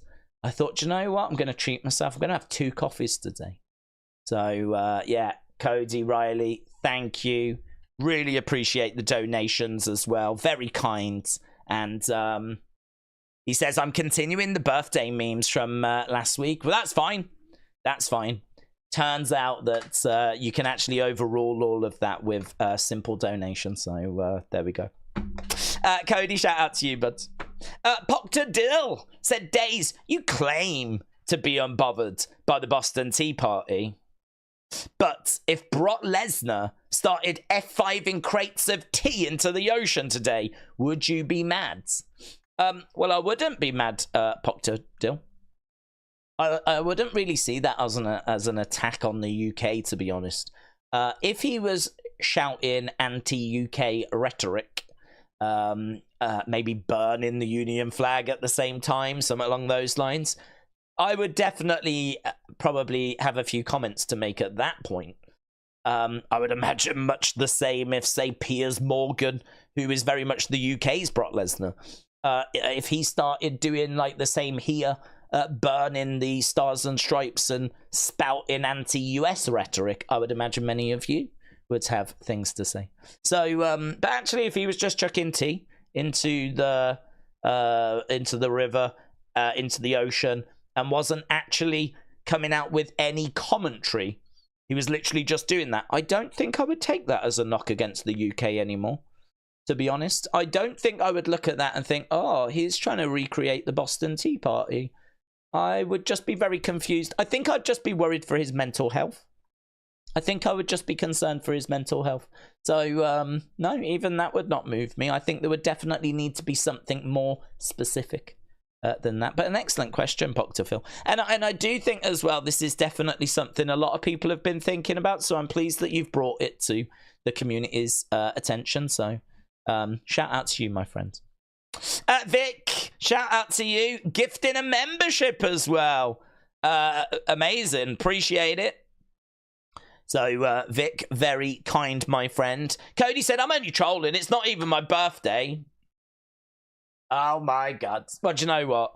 You've asked me to wish you a happy birthday, and then you've told me it's not even your birthday. But because you've done the whole thing by donations, I still feel all right about it, to be honest. I still feel okay.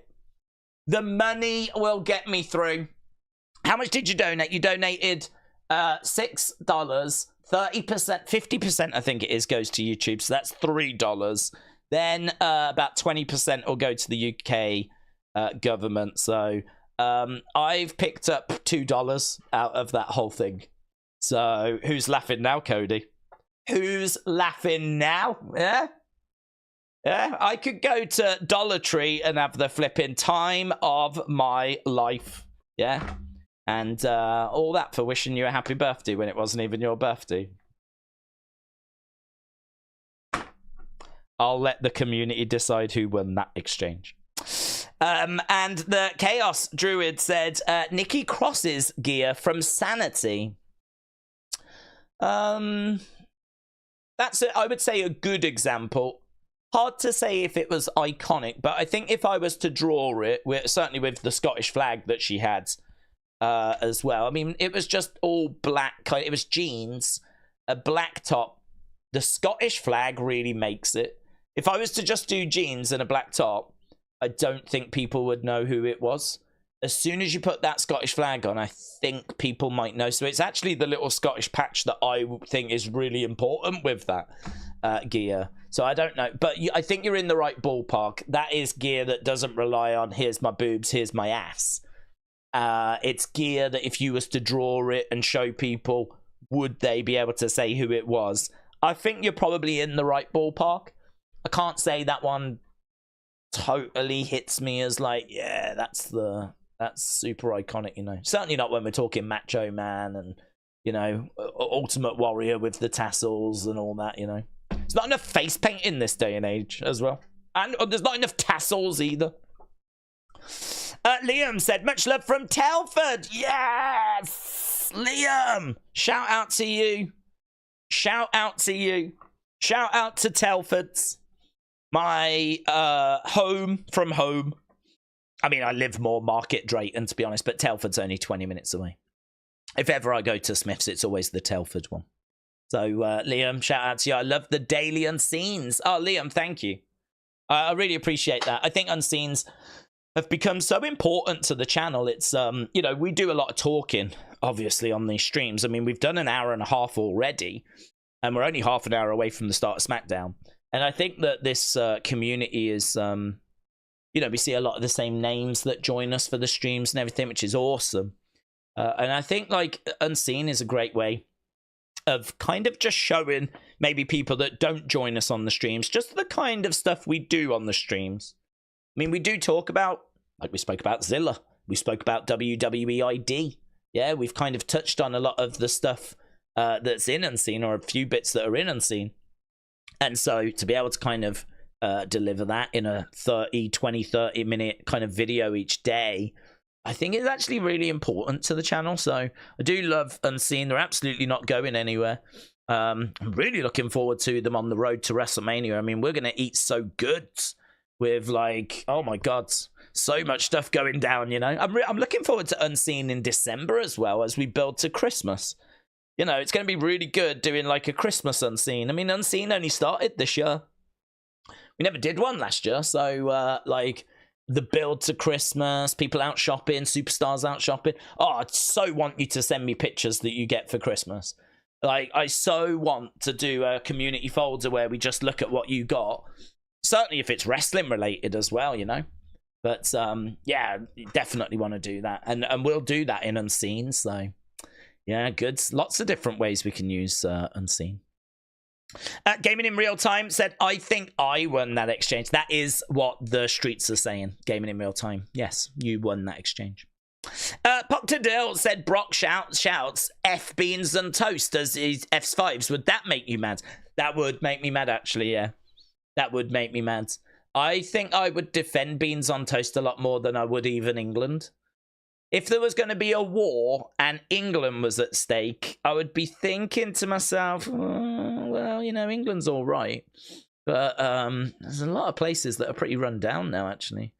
You know, we used to have an empire, and that is long gone. We used to have an industrial revolution, lots of factories making things. That's long gone, you know. I mean, I feel England is... I think it's sort of found its place in the world, but it's still a little bit lost. So, I mean, do I want to defending? But then if someone went, well, you go to war for beans on toast. Oh, my God. I'm the first one on the list. Beans on toast has never done anything wrong, you know? England's made loads of mistakes. The UK's made loads of mistakes. Ain't never been a mistake made by beans on toast. Yeah? That is the best of us. That is literally as good as it gets.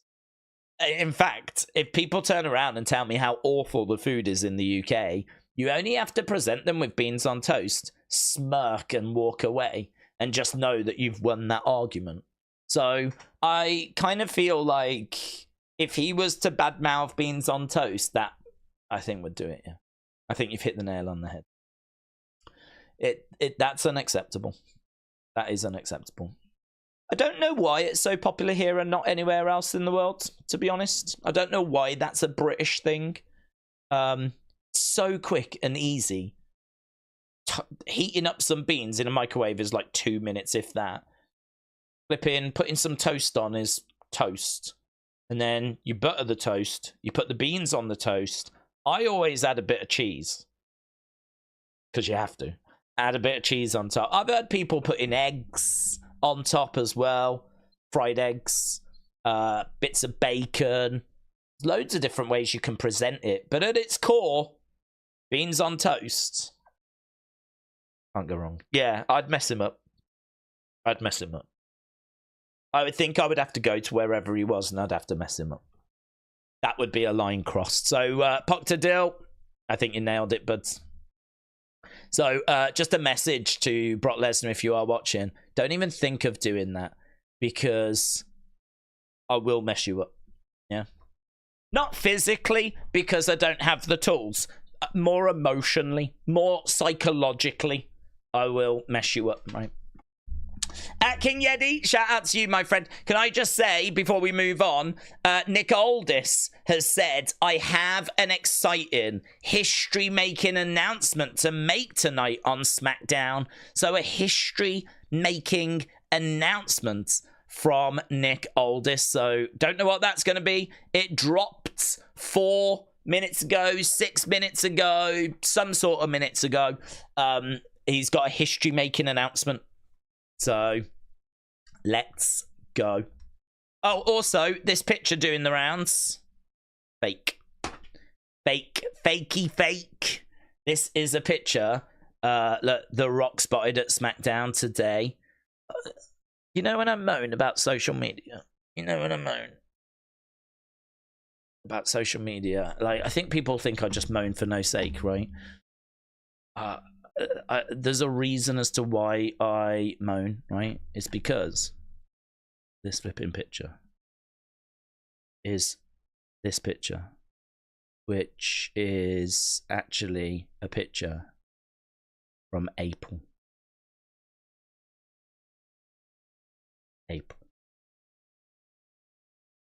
That was taken in April. I effing hate social media. It's just a load of people trying to get attention by spreading nonsense. Which is basically what we do here as well. Right. Yes, boy. I'm going to London this Christmas, said TCS Forever. Yes, sir. On March 31st for Raw. Well, I hope you have a great time, my friends. I hope you have a great time. Days, I heard Gunther was set to go back to NXT after a segment that Vince thought was horrible. It's interesting about those what-if situations. It is. It is. I mean, I don't know if there's truth to that. That was a rumor that did the rounds, that he was disappointed in Gunther or something that he saw with Gunther. Whether that could have been worked out, I don't know. Yeah, I don't know. It's one of those. You're right. We would not be in the same place that we are now if it had been a case that Vince had stuck around, you know? So it's interesting to think about, but we would never know what the alternative would be, you know? Announcement, Aldis is going to step down as GM, said David, to become a member of the active roster. He's going to challenge KO to a match. Loser leaves SmackDown on Saturday night's main event. Orton's going to be the ref, and he's going to turn on Aldis, and he's going to help KO, says David. So David's doing some pretty crazy fantasy booking. King Yeti said, I've got to stop these super chats because the parts unknown government where I'm from doesn't like the UK government. Oh, we got like government showdowns, have we, King Yeti? King Yeti, your support has always been appreciated, but you should never feel that you should never feel like you have to do that, or there's any sort of pressure to do that. Not that I would hope that there is, but King Yeti, it is what you have done will live on forever. So much respect to you, my friends. Okay, what's this now? SmackDown General Manager Nick Aldis reveals the Grayson Waller effect has been cancelled. A-Town Down Under are now going to face Motor City Machine Guns for the tag team titles instead. Oh, okay. So we have changed that, have we? I wonder why. I wonder why they've decided to not do the Grayson Waller effect, but why we've done that instead. GLCW has announced that Braun Strowman is going to serve as special guest ref for a match that features Santino Marella and Damian Sandow against the newest Rockers. The newest Rockers. That is on December 7th. Wow. So WWE are now allowing talent to actually go to indie shows to serve as special guest refs and things along those lines. Which doesn't seem like a big deal, but when you add it with WWE ID, then you have got something very, very interesting there, haven't you? You've got something very interesting. There is a spoiler that is doing the rounds, which I flipping hate. Flipping hate. I don't get it. I don't get it. I really don't get it. I don't understand why we have to spoil a show that literally starts in 24 minutes. I hate Wrestle Votes for that. I hate Wrestle Votes for that. There is no excuse for that. Ugh. I hate Wrestle Votes for spoiling things that are literally only like 30 mins away.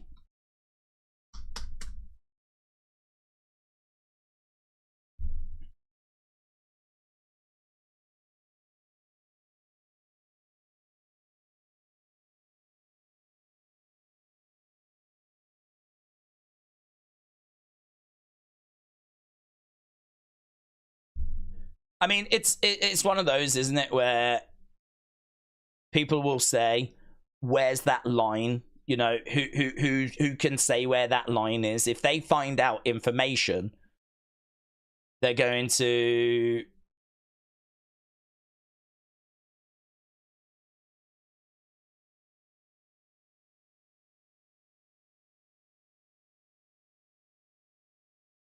Yeah, well, listen, there's something going down tonight. I've seen a spoiler on it.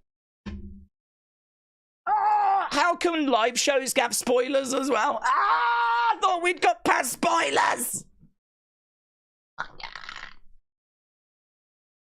It's so annoying. It's so annoying because, like, you're half an hour away from the show starting. What's the point in spoiling something now that you're going to watch in half an hour? What's the point? WrestleVotes won't gain that much out of it in that time frame, right? Because there's people at work, there's people on the way back, blah, blah, blah, blah, blah, blah, blah, you know? Oh, God. If it's something like, guys, we've heard this is on the way, but we don't know when, well, there's no time frame on that, and it's like, here's a piece of information, we'll put that in and see, and we'll talk about it, right? I wish those kind of things didn't get out, but they do, right? But something that's on the flipping show that's like, it's not even that now, it's 20 minutes and the show starts. And now we've got like a spoiler. I think it's the Nick Aldis announcement that's now just been spoiled. Flipping hate it. I hate it. People, rightfully though, will be like, well, hang on, you talk about stuff that's happening in the future, so how's this any different? Well, my explanation would be, the stuff we talk about is... in the future, like this person has signed, it's going to be all over social media. So do you know what I mean? Like your Wrestle Talk's going to talk about it, your Cultaholic's going to talk about it, everyone's going to talk about it because it's in the future and it's going to have days and days and days of conversation. It's going to be all over TikTok, it's going to be all over Instagram. So I mean, there's no point ignoring it because everyone's going to be talking about it. So, I wish that those spoilers didn't come out as well, to be perfectly truthful. But if it's like this person has signed, we don't like Hikuleo. Hikuleo has signed with WWE. Nothing's been mentioned on the show, but we know he's signed. And so we've been talking about it because everyone's talking about it. But like a show that starts in 20 minutes, WrestleVotes didn't need to put that out. Not everyone's going to be talking about that because not everyone's going to have had time to see that. And by the time like it's got around to a few people, it will have aired on the show anyway. So for me, there is a difference between those two. And I really wish that we could cut out these ones that are like... But again, people rightfully be like, well, what's the line? Is it an hour before? Is it 2 hours before? Is it 5 hours before? I don't know. That's for you lot to decide. All I know is this is flipping annoying. You lot can figure that out. But all I know is that this can't be a good thing. It can't be a good thing that you've gone all day, and some people will have gone all day trying to stay away from like, oh, I don't want to know about anything tonight. And then all of a sudden you sit down half an hour before, boom, here's the Nick Aldis segment ruined. Oh, I flipping hate it, man. Really hate it. Jeremy said, same... Rivaz baked beans. What kindness of beans do you guys put on toast? What kind of beans? We put on Heinz baked beans. So I don't know. They're not like not regurgitated. Refried or so? I don't know. Something beans. We probably have them somewhere, but all the beans that I've ever seen here are flipping. Well, not all the beans. We have like other beans, but the main beans you put on toast are like Heinz baked beans. They come in a tin, and they are in a tomato-based sauce.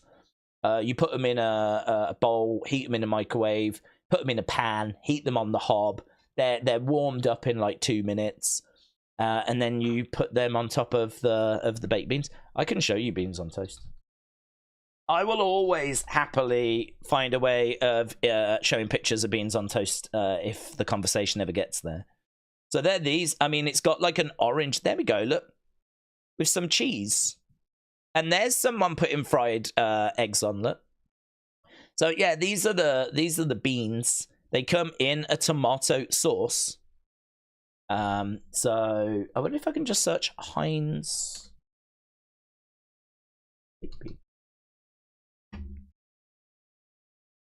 There you go. These are the tins that they come in. You can get supermarket own brands, of course.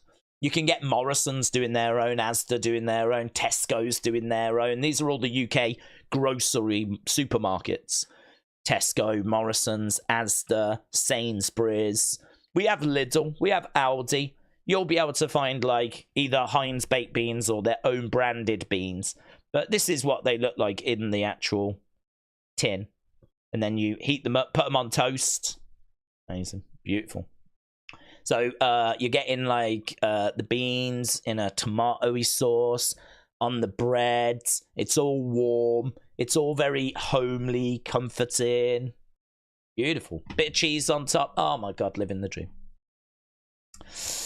So yes, Jeremy, shout out to you. King Yeti said, I feel no pressure. You and this community are awesome, and that is why I do it. Well, that's very kind, my friends. Very, very kind. And I just really appreciate it. But you know that.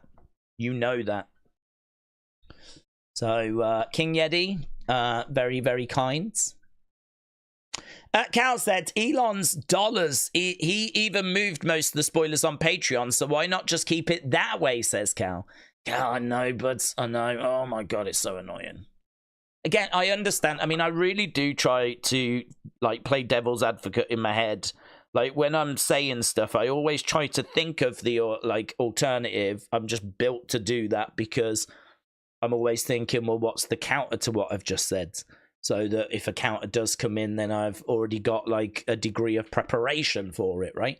And the counter would be, well, where's the line? Like, you know, how is putting a spoiler out the day before any different to like 30 minutes before? But to me, it is, because to me, like, that has got time to get around the wrestling community. That has got time to go on to Wrestle Talk, go on to Cultaholic, go on to like the TikTok accounts, go onto the Facebook pages. I mean, there are so many people and accounts out there that are sharing news, discussing news, that if something comes out 24 hours before, it's going to do the rounds. It's going to be really hard to avoid it, right? So as much as it might not be a satisfactory answer, I don't have any reservations of talking about that news in an unseen or something like that. Because I know it's out there. I know it's being shared. I know it's being spoken about. I know that my voice makes no difference whatsoever. Because if I talk about it, or if I don't talk about it, it's still out there, right? The difference with news that drops 30 minutes before a show, it doesn't have chance to get out there. It's not enough of a time frame. And so that means that if you see it, if you unfortunately get, like, you know, in the situation where you see it, then it's spoiled for you. And it's spoiled. I mean, like, do you know what I mean? It ain't that far away from the start of the show. There ain't people that are going to be making videos on this. It's not worth it. I could make a video on it now. It's not worth it. Because I could put a video up. It would spoil it for a load of people. And literally, an hour's time, it might get announced. Like this announcement. I'm not going to say what it is, don't worry. But, you know, it'll get announced. Well, that video becomes redundant. Because, you know, no longer is it, guys, this is what's about to be announced. Now it's, guys, this has been announced and here's the information, right? That would then mean another video being made. So you wouldn't make a video on it. You wouldn't bother because it's too close to the actual information. So for me, there is a difference. It's perhaps you have to have a bit more of a content creator mindset to see the difference, but there is a difference. One I would make a video on, one I would not. And, you know, perhaps people will be like, well, that's your problem. You know? And yeah. I mean, you're not wrong, it is. And I hate it. And I would be surprised if I was alone.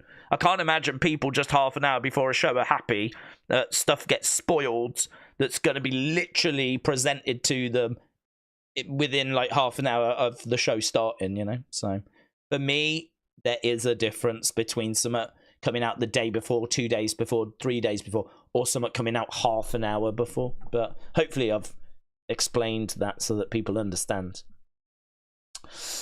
Cal, shout out to you, dudes. Yeah, it sucks. Jeremy said, interested. In America, we just bake beans. We go all out in preparation for cookouts.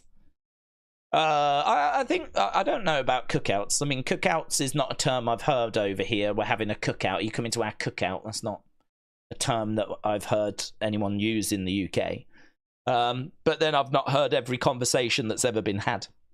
So I'm sure it has been used. But certainly none of my friends have invited me to a cookout. I've never invited a friend to a cookout. A cookout is not a thing that I've ever encountered in the UK. In fact, I wouldn't even quite know what it was. I'd imagine it's like a barbecue, maybe? Like where you go outside and you round the barbecue, and maybe it's like that? I don't know. To the point where I'm not even 100% what a cookout is. Like, do you go to the woods or something? I don't know. Is it like, do you have to journey somewhere? Do you have to leave your home for a cookout? Or is it like just a barbecue in the back garden? We would call that a barbecue. But no, the baked beans on toast is a snack. Baked beans on toast you would have as lunch. You could maybe have it as a breakfast. Some people have it as dinner. If you've been at work all day and you just cannot be bothered, then beans on toast is a perfectly acceptable. I'm just gonna have beans on. Many nights I've just had beans on toast. You know, if I get up and I haven't got time for dinner because I'm up maybe a bit late, I need to get to the stream, then yeah, it's like I'll just have beans on toast tonight. But I've had it for many breakfasts, many lunches. It's a very versatile meal because it is just toast with some beans on top. So I mean, it's very straightforward, easy to do, very quick to make, very comforting. It's warm, it's satisfying. Yeah, I love it. I think a lot of British people do. I'm sure I've seen Americans try it and they're just like, you know. I think there's probably a lot of nostalgia that's connected to it because you have it when you're young and you kind of grow up with it. And so even though it's not maybe a taste sensation, although I think it's great, toast, beans, tomatoey sauce, cheese, manage to get all of that onto a fork and enjoy it all at the same time. I think there's nothing to not enjoy. So yeah, I would go to war for beans on toast. I still stand by that. I would go to flipping war.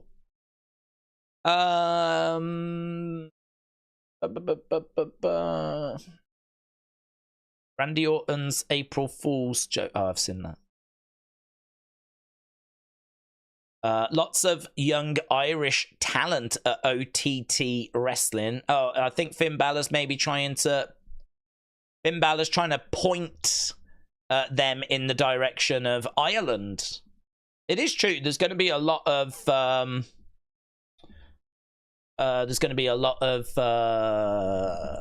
companies that want to work with that WWE ID. Looks like WrestleMania have jumped on this news as well. Jeremy said, yeah, barbecue is the same thing. It's picnic, same thing. Picnic for us is you would go out. If you had a picnic in your back garden, you would specify it's in the back garden. If you're like, oh, we're going to have a picnic, but it's in the back garden, you would say that. A picnic suggests park, beach, you know, something like that. You're going somewhere for a picnic. We're going out somewhere for a picnic. So barbecue, back garden, you know, unless it's like, oh, you're coming to the barbecue at the town hall, you know, then you're saying it's a barbecue at a place. If you was like, oh, you're coming to the barbecue, then it suggests that it's maybe round that person's house. But a picnic, that always suggests that it's in a field, in a park or something like that. Which is where my confusion with cookout comes in, because I wouldn't know which one cookout is. You know, is cookout in a garden, back garden, like I would expect a barbecue to be? Or is it in a park or in a field or somewhere, you know, where you'd expect a picnic to be? I mean, I'm sure it could be both. I'm sure it could be, are you coming round to the cookout round mine? or are you coming to the cookout? You know, I'm sure it works probably in both, but yeah, not a term that we have or use really here in the UK. Certainly not a term I've ever encountered. So, Jeremy, shout out to you, my friends. Some people might be joining us going, what's this got to do with wrestling? I would like to just take this opportunity to say hello. Welcome. Must be your first time here. We just end up going wherever the conversation goes. I'm more interested in engaging with the community and talking with the community about whatever they want to talk about than I am like strictly keeping it wrestling related 24/7. I think that ship sailed quite a long time ago. So sometimes we might talk about beans on toast. And that is okay. Right. Let me just get this set up because we are running out of time. Lovely, mate. Yes. Good. Okay. Picnics are for posh people and the elderly. Said Nick Butcher. No one has a picnic unless they're called Jeffrey or Marjorie and they've got grandchildren at Cambridge. No, the students that have picnics. If I picture a picnic, I see 19-year-olds girls having a picnic, you know? That's what I picture. I don't picture dudes really doing it. You wouldn't turn around to your mates and be like, guys, do you know what we're going to do this weekend? I just really want to have a picnic, right? Like, I'm sure it's probably the same in America, you know? Picnic, I always see it as being something that, like, female friends do. Like, oh my God, we should so do a picnic this weekend. But it ain't something lads are like, yeah, do you know what? I could kill a picnic right now. Oh, mate, do you know, fancy a few beers on Friday night and then Saturday, just murder a picnic. Yeah, probably the same in America. Jeremy said, we're both English and our teams are so foreign. I was confused when I went to Jaguar Auto School. Hang on. We're both English and our teams are so foreign. I was confused when I went to Jaguar Auto School. Oh, what did you have Americans there that were talking about cookouts? Is that what we're talking about? You went to Jaguar Auto School. Look at you. Oh, I can't even afford to look at a Jaguar, let alone flipping own one. So, very nice. Very nice. Jaguar Auto School, eh? What was you teaching the cars? Kian said, Days, only time I get annoyed if someone puts spoilers is for Marvel films or scenes from the internet, and it makes me angry. I want to experience the event of the film, which I've grown up with. Yeah, I mean, I think spoilers affect people in different ways, you know. So my little rant about how it annoys me that, like, spoilers close to the start of the show is maybe specific to me. And maybe there are people out there that don't care about spoilers at all.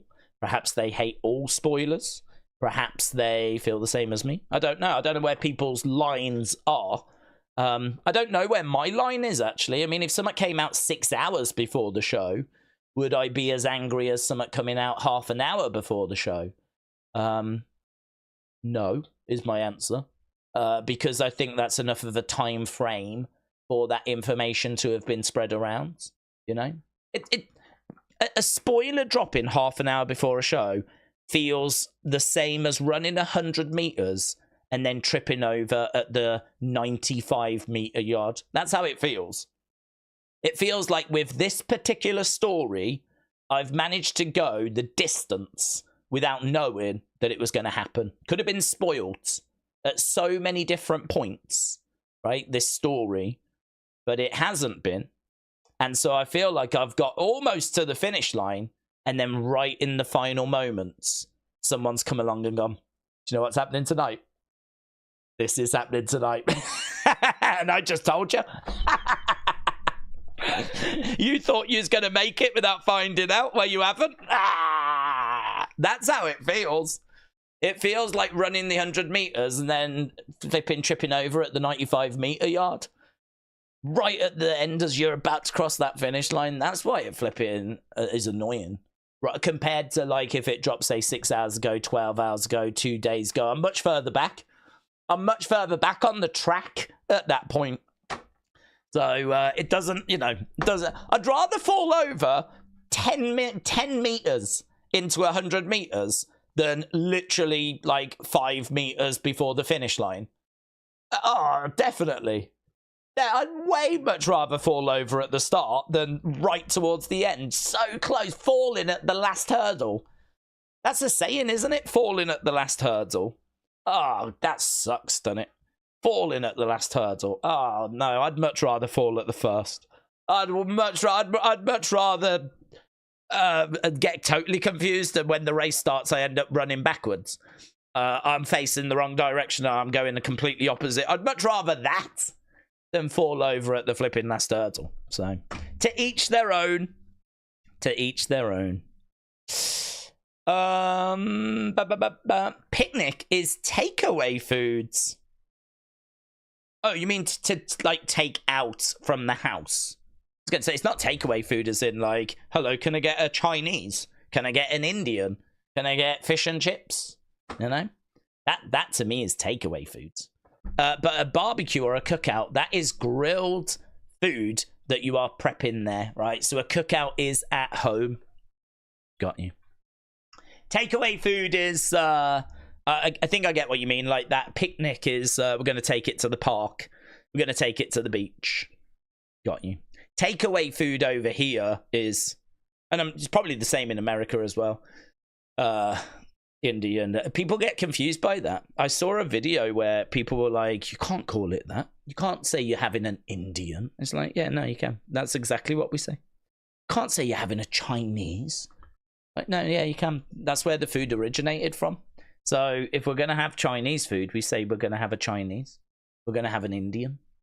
So that is what is said over here. And no one has an issue with it.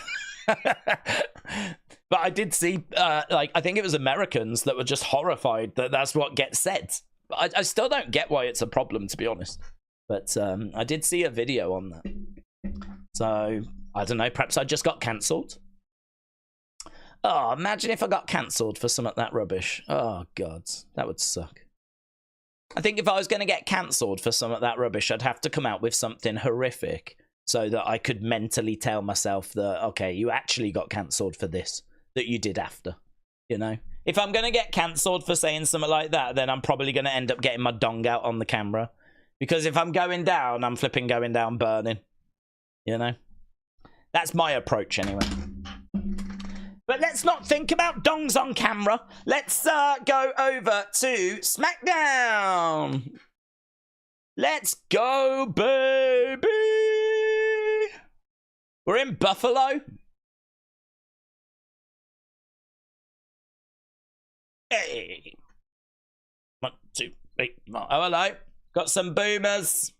Got some boomers. Bloodline boomers. Let's turn that down. We've got Jacob, we've got the Gorillas, we've got Solo, we've got an undisputed Tribal Chief Ceremony. Do you know what's interesting? I get the vibe, right? I get the vibe that plans have changed here. They're talking about this being an undisputed Tribal Chief Acknowledgement Ceremony. So I get the impression that things have changed and that maybe this was not the original plan. Because there's been no mention of this until now, right? There's been no mention of this all week until today. And actually, there's no mention of Roman and Sami and Usos. That was the big focus of this show. Now, all of a sudden, I don't even know what that segment's going to look like. I'm thinking we're still going to get it. But it wasn't on the official preview. And, yeah, I feel like there's been a few tweaks. We'll see. Jacob is the best, said Adam. Jacob is the best. I love you, Solo! Rivi, hello, my friend. Said, I hope all is well. Days, Kia, and your face. Oh, Rivi, thank you.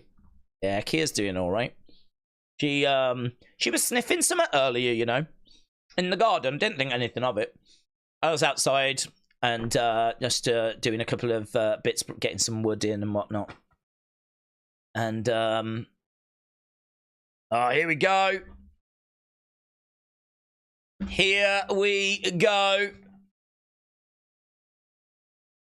We have got Roman Reigns kicking things off, the OTC. Anyway, she was in the garden. She was sniffing something. Didn't think anything of it. Went to bed, and when I woke up, I got told that exactly where she had been sniffing was a dead rat. I was horrified. We've never had a rat around here. All the time that I've been here, we have never had a rat. And now there's a dead one. I flipping hate rats.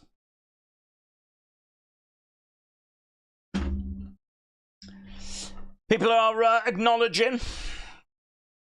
Thumbs down from Mitchell. That's for the rat. Is Smackdown in Riyadh tonight? No, we're in Buffalo. Better than Solo. Kian is acknowledging Marvel. OTC, OTC, OTC. His shirt says yeet, question mark. His shirt does say yeet, yes. It says OTC and it has got yeet written there. That's an excellent spot. That's an excellent spot. Roman Reigns with a new shirt that says yeet on it. As soon as I get an image, I'll show it you. So Roman coming down with Jimmy, Big Jim. Hi, Grandma Jean. Sign in the crowds. Hi, Jean. Hope you're well.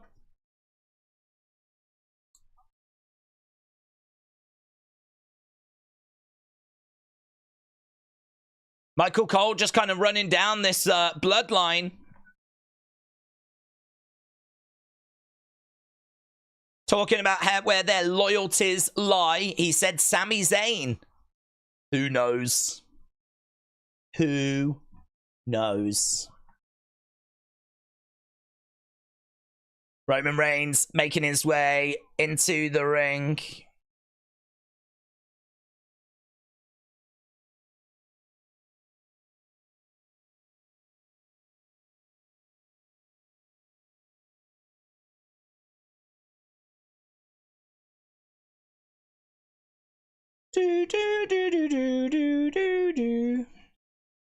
Right.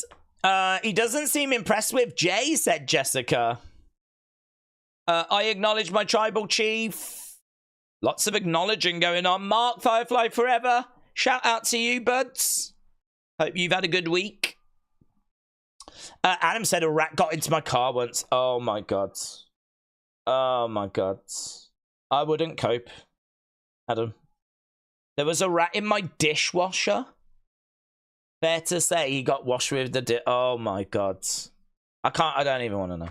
I couldn't even cope. Mayor Pete, well spotted, buds. About that yeet thing. I've retweeted it. And I wrote your name on it as well. I'm all about that sweet, sweet credit.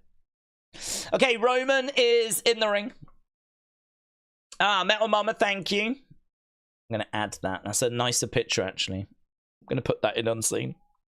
Oh, he didn't even get a chance to talk, the boomer. So he made his way down, and now here comes Jay. Me Oos. Day one-ish. Day one-ish. Oh, look, come down like this. Yeah, man. Crowd going bananas. Jay getting down to the ring a bit quicker, and that is appreciated. We've only got 2 hours to play with here. My dog sniffed a dead rat, but I managed to get rid of it before she would have been ill, said Kieran. That was our concern because we do have someone, we're in the countryside, so there is a guy that puts like poison down in certain areas. And we think that the rat died because it had some of that poison. So Kia sniffing it was a bit of a concern, but she seems fine. Come down like this. I've got a Roland rat single. Do you remember? I used to like Roland rat, you know. Yeah, he was a character on like morning television. I used to like him. He was one of the good rats because he was a puppet. Okay, we got Jay in the ring. Let's. What are they gonna say? Hey, crowd of yeeting.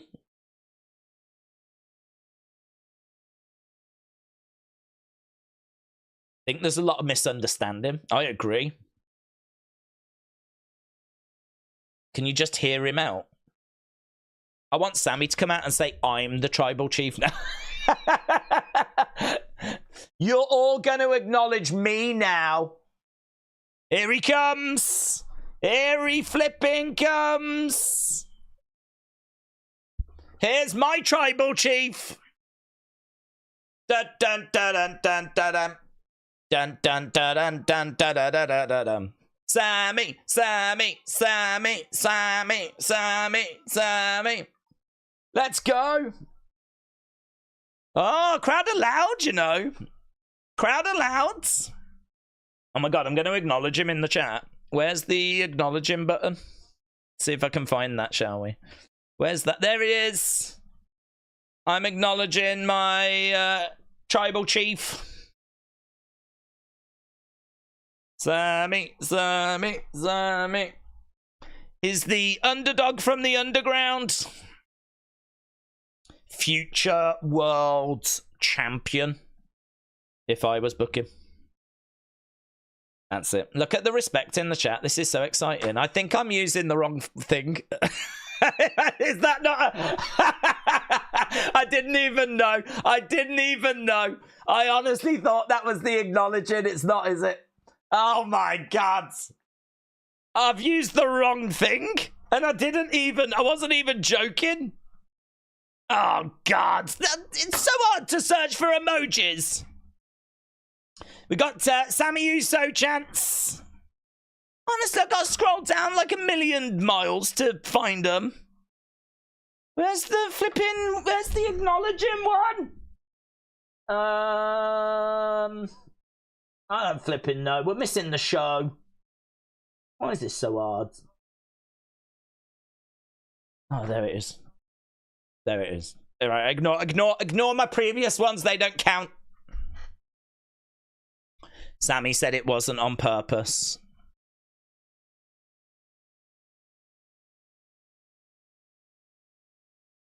I only showed up for Jay.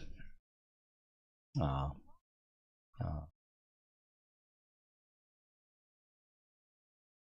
I'm only here tonight because Jay asked me to be here tonight. But that's not true. Okay, what's going on? Been a long time since you and me have been in the ring together.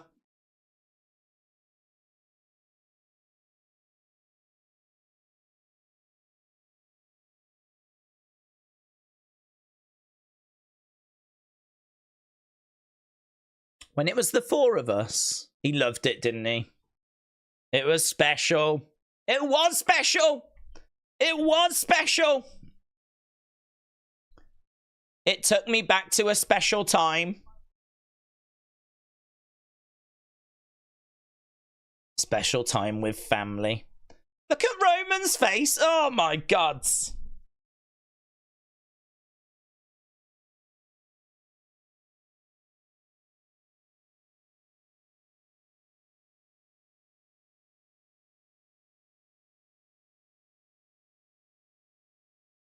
There's a part of me that's got a soft spot for our time when we were in the Bloodline.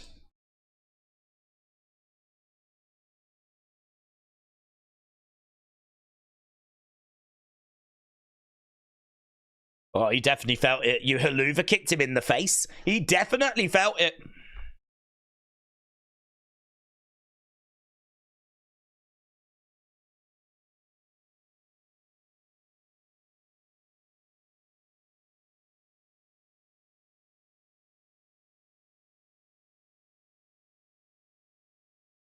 You want all of this back, says Sami, on some level. We all do, Sami. We all do. Come on. Let's get the band back together again. Come on, kids.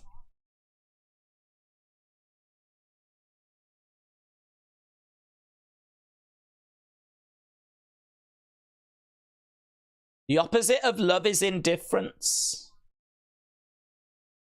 I don't think you're indifferent to me.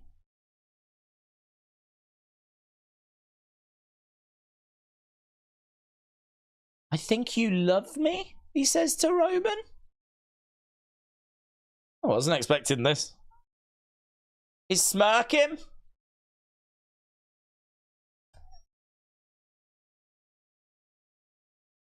It's still there. I think you love me.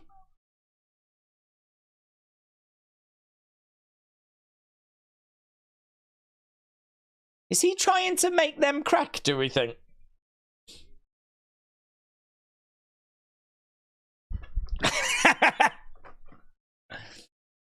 Ah, he is making them crack. He is making them crack. Look at Jimmy. Jimmy's like, I'm going to put the ball in your court.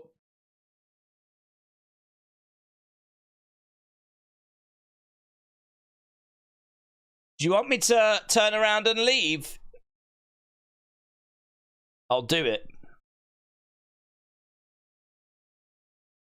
But I don't think that's what you want.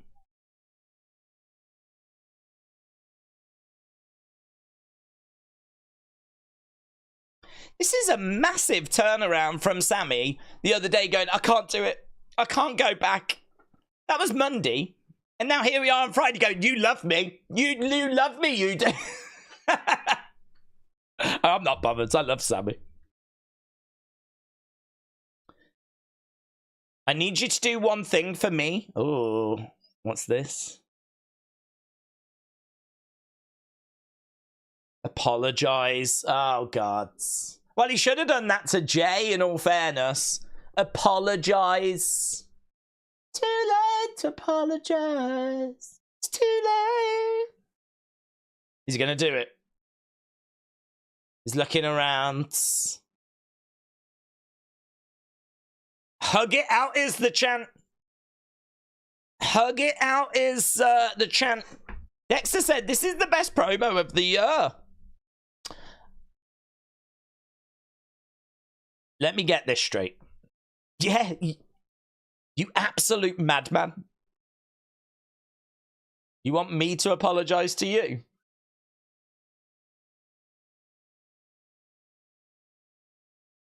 No. I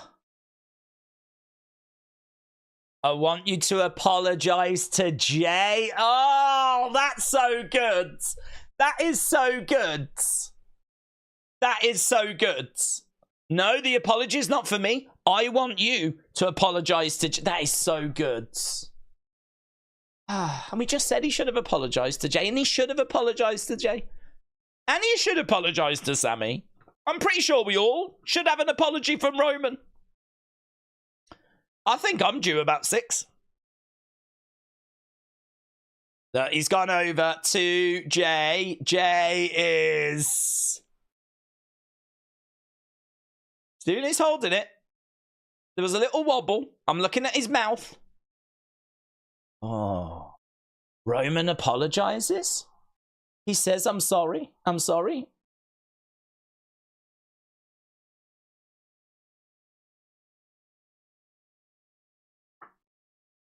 I'm sorry I ever let you waste my time.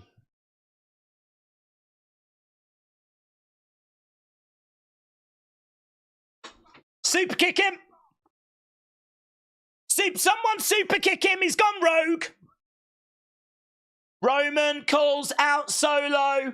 He's like, I'm sorry you wasted my time. This guy is not family.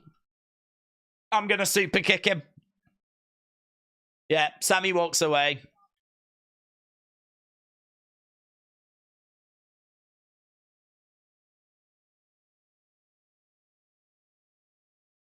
That's who you acknowledge. That scumbag.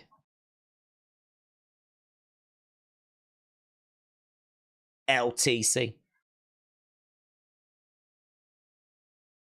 Here's Jacob.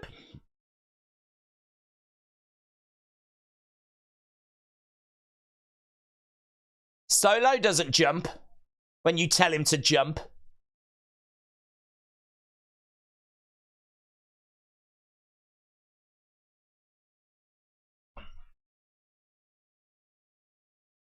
You will acknowledge that. Yeah, that's true. So Solo ain't going to come out whenever you scream his name, you boomer. You awful, nasty boomer.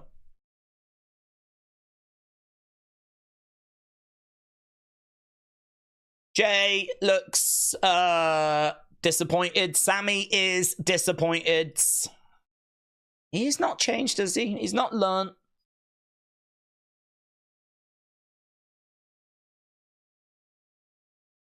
Very disappointing. Here's Bailey. She's taking on Candice LeRae tonight. They'll work it out, says D-Rux. Yeah, they'll work it out. It'll be all right. Adam said, Jacob Fatu is the greatest. Anyone that watched him in MLW knows that he can kill a promo when he gets a chance to. Yeah, got a little advert for Saturday night's main event. Sami Uso. If anyone's interested in trying their hands at Tarot or Oracle, online Hay House has got some good decks. Sonny, shout out to you. Well, big segment, great segment, wonderful open. Really enjoyed it, even if it didn't get to where I wanted it to get to. Sami was a madman, actually. He came out and he was talking, blah, blah, blah, blah, blah, blah, blah, blah, blah. Kept going on and on. We had stuff in there like, you actually love me and all this. I know you feel it. It's such a turnaround from where he was on Monday. And on Monday, he was like, I can't do this. I can't go back. And literally in the space of a few days, he's come out and delivered a flipping monologue where he's telling Roman he loves him and all this. It was quite the promo from Sami. It was a good segment. Bailey's got tassels on her coat, said Cal. Well, it's great to see. It's great. There's not enough tassels in wrestling, and I think Bailey watches these streams and has heard the community saying that, so.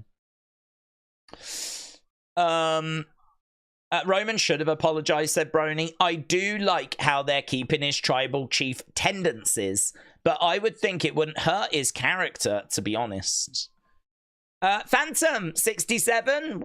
Wow, really appreciate the support, my friends. Phantom said Sami and Roman will be hugging it out by the end of SmackDown. I guarantee it. Yeah, I think you could be right, but I think I mean, I don't know. I'm not as confident as you. It will be the end of this week's show. It might be a bit of a cliffhanger and it takes us to next week's show, but they're going to come together eventually. It's just we're doing the dance, aren't we, at the moment? We're just doing the dance. We're kind of going through what we have to go through, which is, you know, the peaks and the troughs. But, yeah, could it be the end of this show where they do embrace and have we just set up for emotional ending? Should be a good show, actually. I mean, we've got the Nick Aldis segments. We've got the acknowledgement segment, the tribal acknowledgement, whatever it's called, ceremony. Bailey against Candice, I'm sure will be a good match. So, yeah, there's lots of good stuff. We've had 20 minutes. That was a good segment. So, I've got high hopes for this SmackDown. I think we're off to a good start. So, Wrestle with Andy, hello. Said, Days, I was in Edinburgh tonight to see the Only Fools and Horses musical. You would have loved it. with your love of musicals, do you know what? That is a musical that if I had to go to a musical, that is one that I would probably be okay with going to. My brother has been to it in London. He loved it. But he loves only Horse and Horses, so maybe that's a musical I would get something out of. But to be perfectly honest, even if I was there at that, I would still be thinking, why can't they just do this as a normal play? Why have they done this as a musical? Why can't they just do this like as a normal show? But I don't hate you for going and seeing that. And I do normally hate people that go to musicals. Toronto. What's happening in Toronto on the 1st of March next year? Let's find out, shall we? Whoa! Elimination Chamber! Lock in! This is the show we thought might be coming from Birmingham. To be honest, if I had to choose between Toronto or Birmingham, I only think Birmingham wins if we're trying to decide what city to burn to the ground. So, I can't blame them for picking Toronto. I think that was actually quite wise of them. Shame that it's not going to be in Manchester, but this is at the Rogers Centre, which I believe is the home of the Toronto Raptors, which is the NBA team that I love. It's the NBA team I would die for. So I'm very excited. Right, we're backstage with Roman. Oh, here's Jay. 2 seconds. No. Oh. He grabs Roman.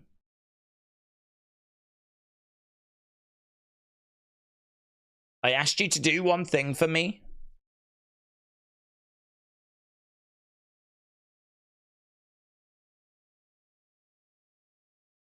He ain't nothing to us.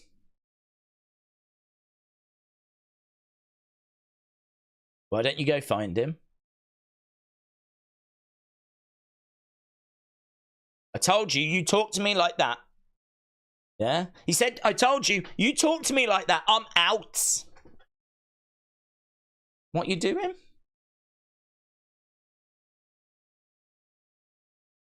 Yeah, you're not... Oh, he thinks he's tribal chief and all this, doesn't he, eh? He ain't changed.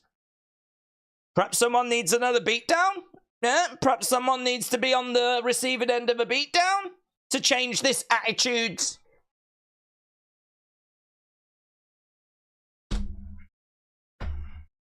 I do like the fact that he's struggling with this, though, because it's quite... When Jay was like, it's not going to be like before, Roman must have been like, yeah, no, definitely not. Yeah. No, God, no, it'll be totally different. In his head, he's like, oh, whatever.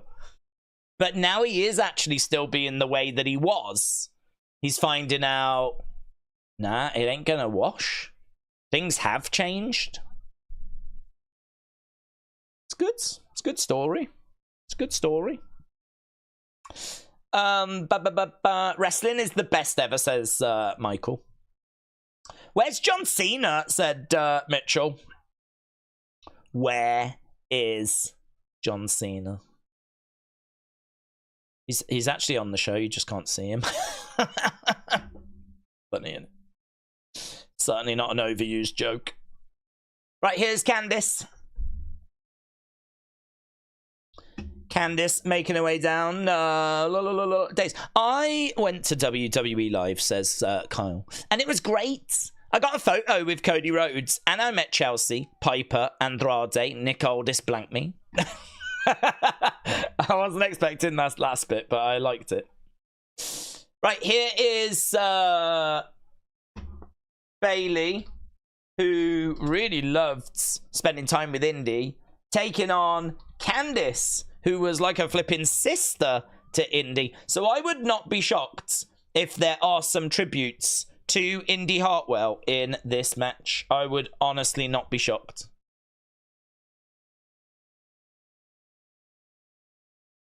I don't know what those tributes would be, though. But Candice on the show, getting to compete against Bayley. These two got a lot of respect for each other. Bayley talking about how she before she even wrestled, used to go and watch Candice, because Candice started when she was really young. So Candice has been doing this for a long time. Against the ropes goes Candice, and kick coming in there by Candice. Candice again against the ropes, shoulder tackle, she goes down. Bailey in control. Amin said, did WrestleVote spoil the Motor City Machine Gun stuff? Well, I don't know. I mean, I know that it's going to be a match instead of a segment, but I don't think that was WrestleVotes. I think that might have come from WWE, was it?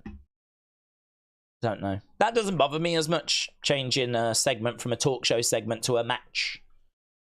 Like that's not really a spoiler. That's not a big deal.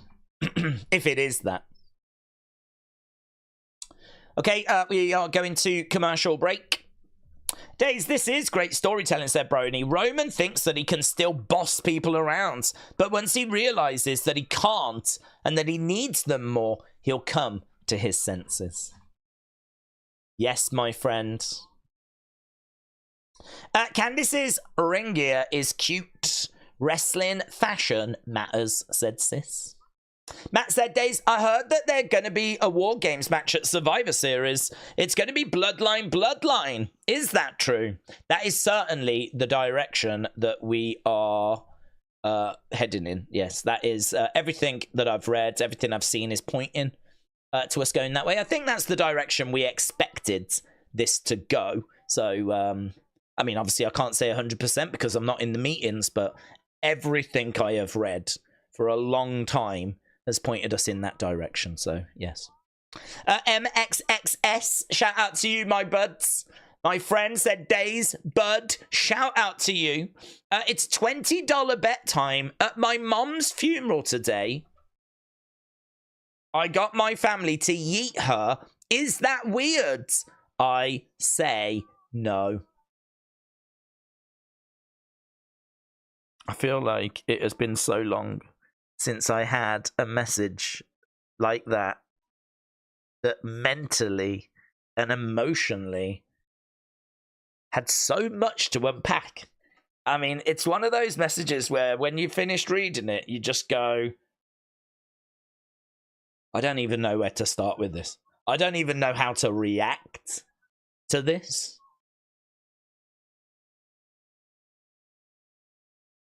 I'm going to read it again. MXXS said, Days, bud, shout out to you. Shout out to you as well. $20 bet time. I don't get that bit. At my mum's funeral today.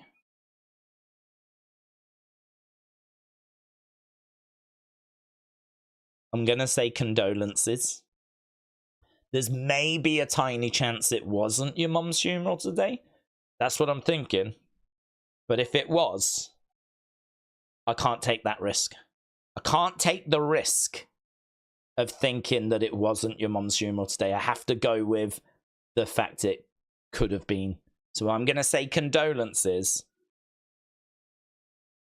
I'm just going to say condolences. Today I got my family to yeet her. Is that weird? I say no. Okay, I'm gonna have to respond like this is real. I don't really have any other option, do I? I have to respond like this is real and this is something that happened. I'm gonna say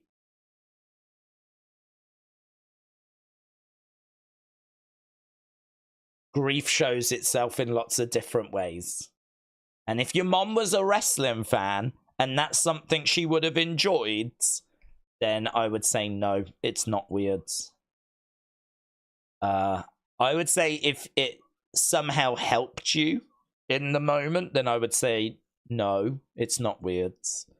I would say if your mom is not a wrestling fan and you just thought, let's do this, then it's maybe a little bit weird. So it's a very hard, I don't know that there's a yes and no answer here. I think context is very important.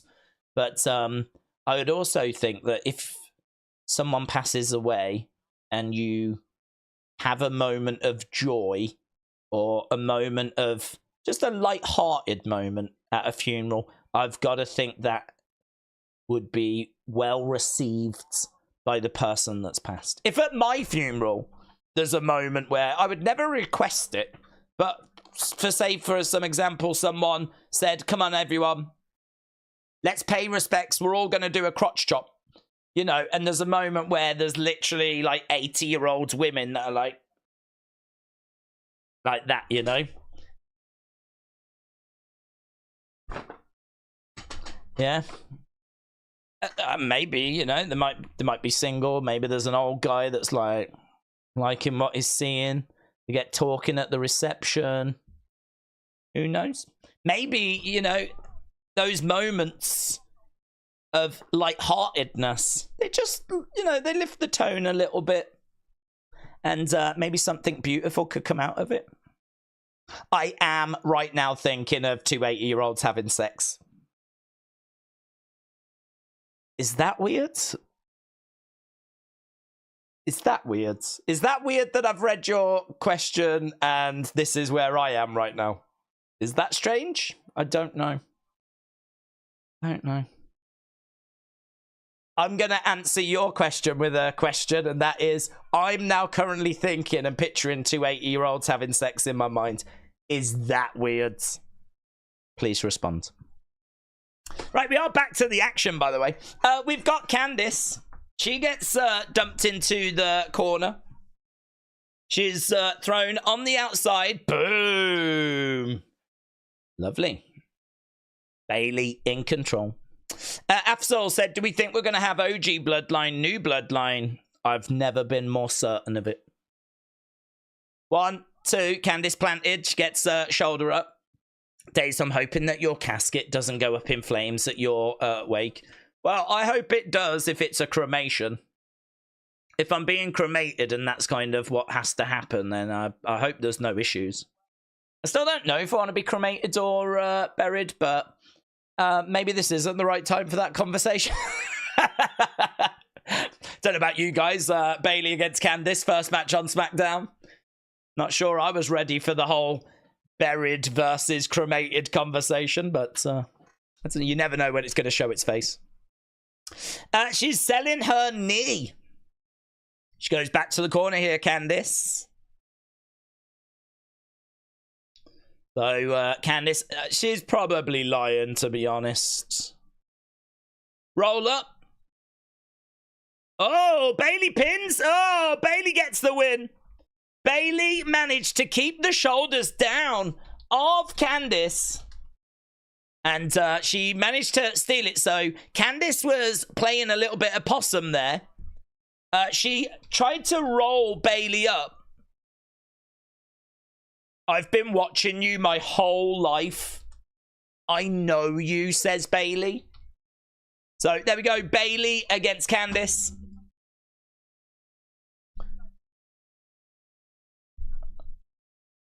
Okay, we got Motor City Machine Guns backstage. They're going to be... They said they can't wait to step in the ring with DIY.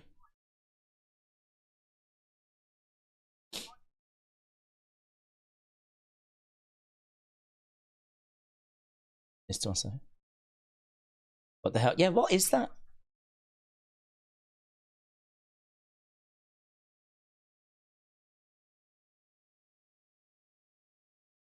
Yeah, I completely agree with Tommaso on this. They've just arrived and they've took your spot and you're all lovey-dovey with them.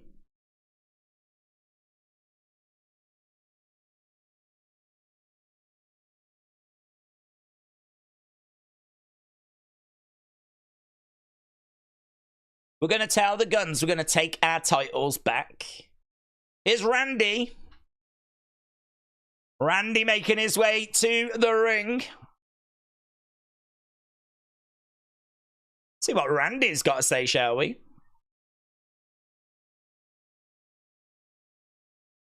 Michael Cole said we weren't expecting Randy here tonight after what he's been through.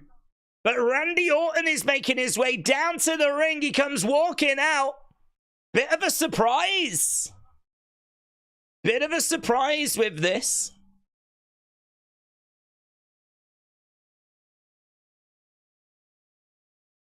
Bum, bum, bum, bum, bum, bum, bum, bum.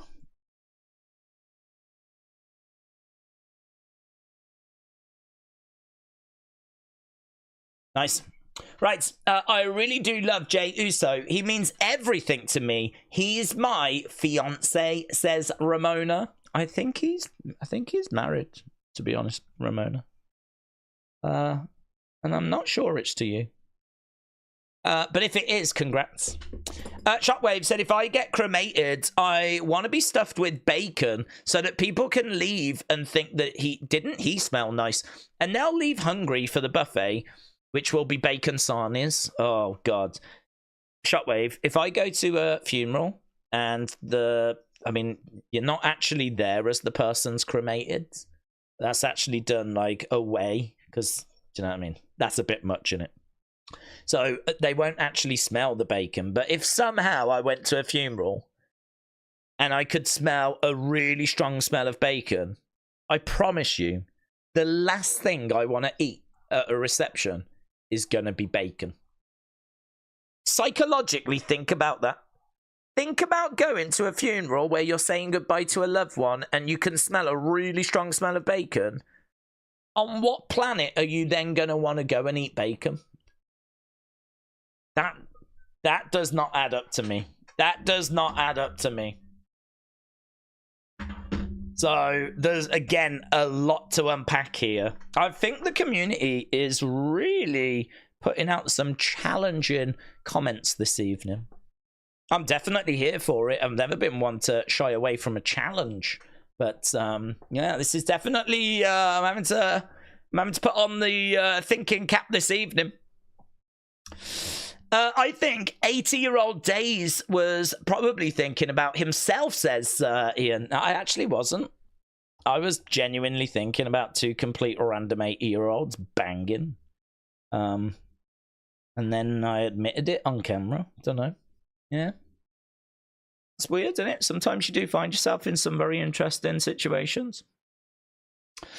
Jim said, I want a Tupperware casket so that someone can burp my corner, said Jim. What the hell does that mean? What's burp in the corner mean? What's that? I've never done that. I've never even heard of that. Jim, I would happily do that for you. As someone that's been with this community so long, I would be there and I'd be like, there's only one thing Jim ever wanted. He wanted someone to burp his corner. And that's literally why I've flown here today. So please, everyone, gather round as we burp the corner of the late Jim Gore. I would do that for you. Days, they just showed an ad for a WCW DLC pack. Said Wrestle Night, thank you. If there's like images, pictures, whatever doing the rounds, we'll chuck that in unseen. It's hard for me to care, honestly, about that stuff because I don't have the game. I won't play the game personally. But I know there's people out there that do. So, thank you. I appreciate you letting me know that. Before I died, I want to film a Hulk Hogan style promo, Macho Man type segment of myself going off on my whole family. Spartan said, did you hear what John Jones said about Tom Aspinall? Tom isn't worthy of fighting. He said he would rather face Alec Pereira. Is he ducking? Don't know. People will say that he's ducking, but Missy said, sorry to make the conversation weird. Mom loved Jay, so we yeeted her. We had to wait to get the money for the funeral. All right. So you did... There was someone that passed away, and we did actually yeet someone. Oh, thank God. Thank God I took it as serious.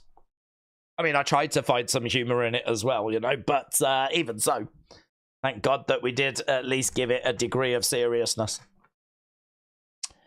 Missy, shout out to you, my friend. I think that's lovely if the person that has passed is a big, like, Jey Uso fan and loved, like, you know, that makes perfect sense to me. So, yeah, I don't think that's weird. I think it's cool. Right, we're back to the show. Here is Kevin. Kevin has got a new shirt that says, Kevin is right. Kevin is right. Wow, Randy just ripped his shirt, and that thing is not very good quality because it literally just shredded. Look at this shirt. How did he manage to get his shirt from that into the absolute mess that it looks like there? Kevin is right, and he's making his way down to the ring. Getting in there, Randy. These two going at it. Kevin Owens, Randy Orton. Big right hands coming in by Randy. That'll be a figure. I can so see Mattel making a Kevin is right figure. Big boot coming in there by Kevin. Randy goes down. Picks him up. Oh! Went for like a pile driver. There's a reason that damn move is banned. That's a good line from Michael Cole. There's a reason that damn move is banned. Yeah, he's holding his neck. I can't believe how much Randy's shirt just absolutely shredded. That's my big takeaway.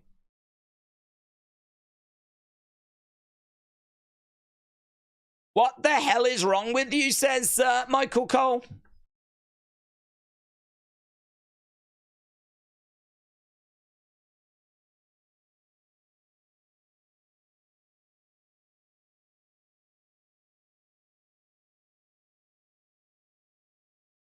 So, yeah, they want some medics to come down.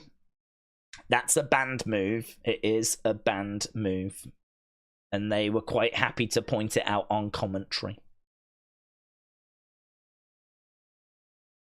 Kevin is right. We got a stretcher that's made its way out to ringside.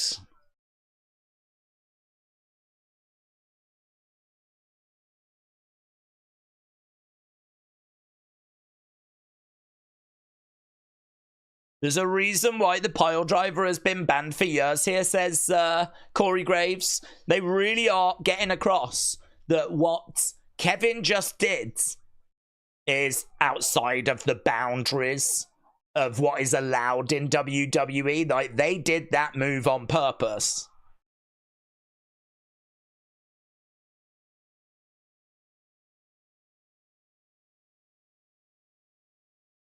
I mean, it wasn't a great looking pile driver. But you've got to be so careful with Randy as well, because he's made out of, like, Fabergé egg.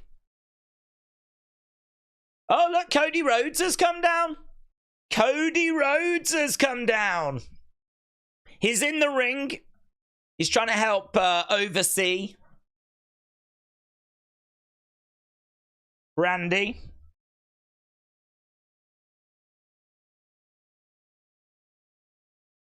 Right, let's get the results, shall we? Seeing a pile driver in 2024 was not on my bingo card, said James. Oh my god, we should have bingo cards for next year. That would be fun, wouldn't it? And then when summer happens, we can cross them off. Oh yeah, we should do that. Maybe that could be a project for the members to chuck around. Because we say that quite a bit. I think James says it quite a bit. That wasn't on my bingo card. What if we do have bingo cards? Days, would you wear a Kevin is right shirt to the pub? No. I don't think I would. Because you're going to get a lot of flipping questions, aren't you? You could probably wear it out to a club, you know? It's probably a good conversation starter. Maybe a young lady comes over and she's like, what does your shirt mean? And you go, oh, my friend Kevin. He said you was beautiful. I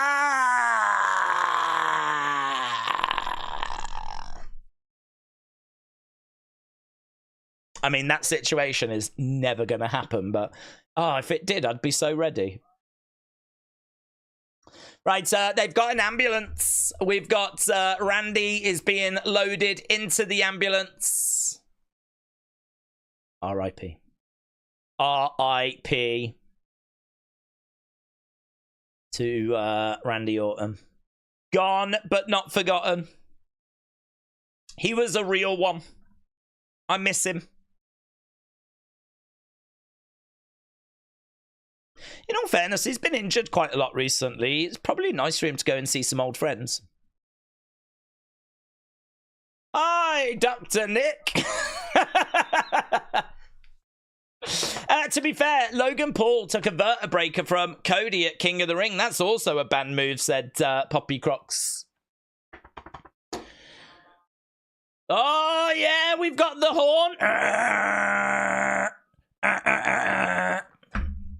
Oh, my God. R.I.P. Randy Orton. I'm going to put Randy No Morton. Randy No Morton. Oh, I'm so funny.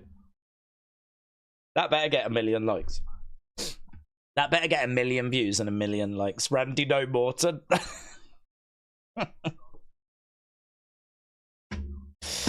Oh, Days, that was the best pickup line I've ever heard. I thought the rumours of you being king of attraction was just a rumour, but I think I was wrong, says Adam. What can I say, Adam? What can I say, eh? I mean, it is just a made-up rumour, to be honest. I am atrocious, but I can think of some lines in the moment to make it seem like I know what I'm doing. But the truth is, if I was to actually use that line, there's a 95% chance I would be slapped.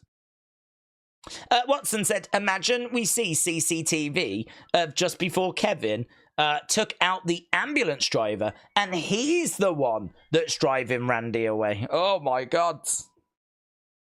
That would be full-blown Attitude Era, wouldn't it? Risen Days, said Chris. Yeah, it is honestly one of those where you can come out with a couple of lines and they're like, oh yeah, but then if you actually use them, you get absolutely flipping nowhere. I would imagine I would use that and the girl would just blankly stare at me and then just silently start backing away. You go, oh yeah, I forgot life was like that. I forgot that that's what real life was actually like. Oh God. And then you just go to the corner, sit down, and you start crying, going, "Oh my God, why am I so pathetic?"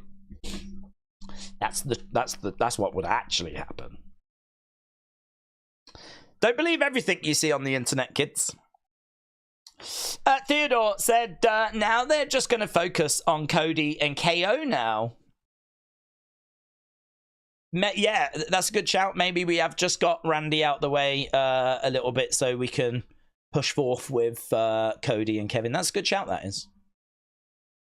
Word of Wrestling said, Day's pickup line is, look at my shirt. What does it say? Legends! Yeah. Maybe if a young lady comes over, starts talking to me, I'll be like, have you ever heard of Bruno Sammartino? And actually, if they say no, do I even want to progress with that relationship? Maybe I could wear this shirt. In reality, if you did use that line, you would throw up in the middle of it. Yeah, I would, yeah. I would start coughing out of nervousness. What does your shirt say? In actual fact, if a lady came over to it, what does your shirt say? I'd be like, I can't read. It's upside down. I'm not sure. Nevik.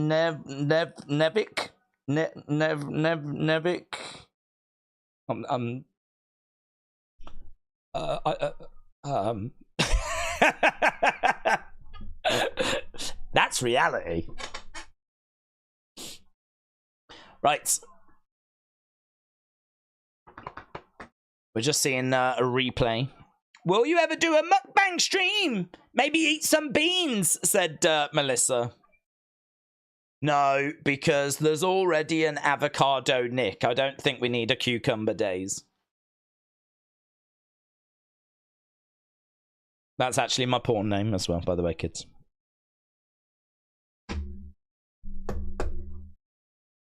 I am so good for vegans.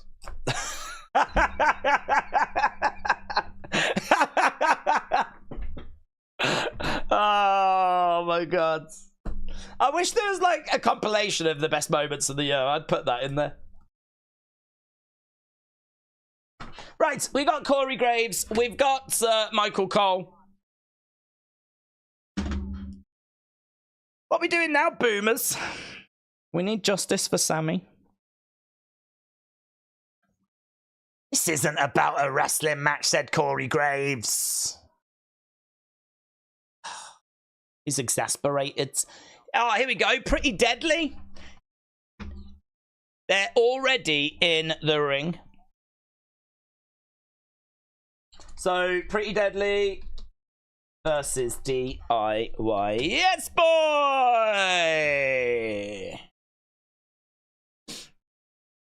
Roman meeting Alec Pereira. Pretty Deadly the musical, said Real American Nightmare. Wrestling said, did you see my super chat go through? I didn't, but I need to catch up with them, actually. MXXS said it is weird, but she did love Jay. Yeah, that's good. I honestly, I think it's a lovely tribute. I genuinely don't think that's weird. I think it would be weird if they weren't interested in wrestling. But even then, you never know, like, how grief will show itself. You know, people can just completely lose their minds due to grief and just not be thinking straight and just, yeah. I'm sure, actually, there's probably some... that'd be quite a good podcast. Like, really weird stuff that's happened at funerals. Random stuff, because, you know, emotions are so high. I bet there's some crazy stories. That'd be a really good YouTube channel. That literally just did videos of stories about random stuff that happened at funerals. Oh, Tommaso is going crazy. But no, if they're a wrestling fan, I think that's lovely. I don't think that's weird at all. Wrestling XFF said, I've tagged you about something on Twitter. Well, thank you, my friend. I've been keeping an eye on Twitter, so I've been kind of working through it. I've got lots of tags that have been coming in, so if I've liked it, I've seen it, filed it, or retweeted it, or I've reacted to it. If I've not liked it, then I've maybe not seen it. 1, 2, 3, Ciampa gets the win, man. Ciampa gets the win in this one. Very short match.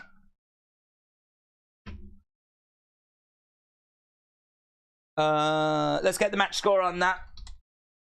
I wonder if one of the matches went a bit long, or if this is just the start of like a heel turn for these two.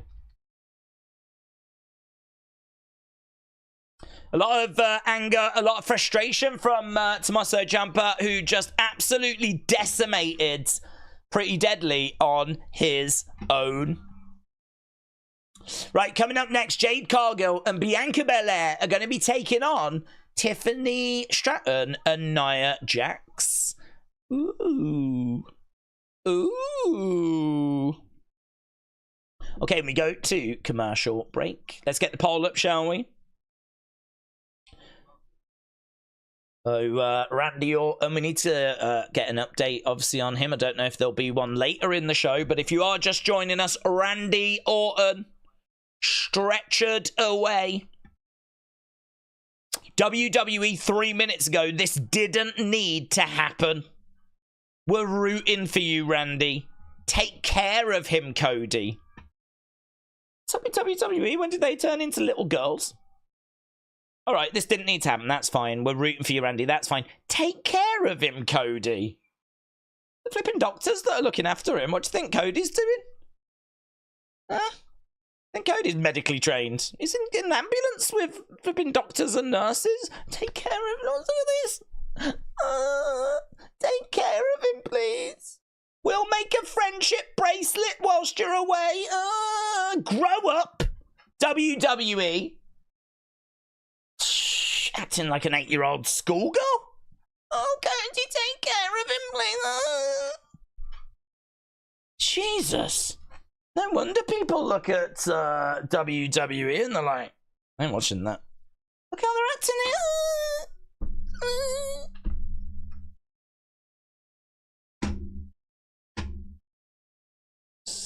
Grow a pair. Yeah? How about Randy? We're thinking of you. Make a speedy recovery. Something like that, you know?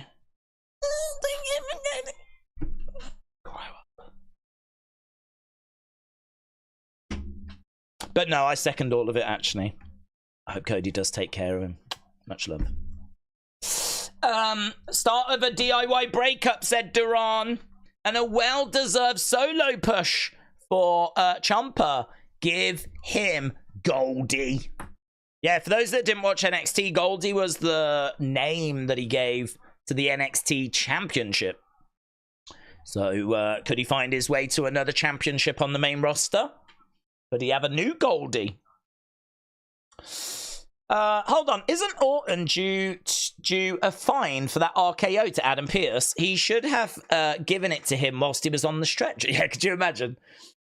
Nick Aldis coming over going, Randy, I know this isn't a great time, but I need to talk to you about that fine. He's not answering me. Randy. I'm afraid he's unconscious. Cody, go with him. And when he comes round, see what he says about the fine. Yeah, probably wasn't the right time, right place. Why are you acting like Roman, said Matt. I'm not acting like Roman. I'll apologise to anyone. I'm not like Roman. Why is WWE acting like an 8-year-old schoolgirl? That's the bigger question. Not the WWE I know and love. Be a man, WWE admin, yeah? Soft, so people that run social media, you do find that. I'm sure there's people in our community that run social media. You're probably soft. They're always like, aren't they? I got a few friends that run social media. They're that way.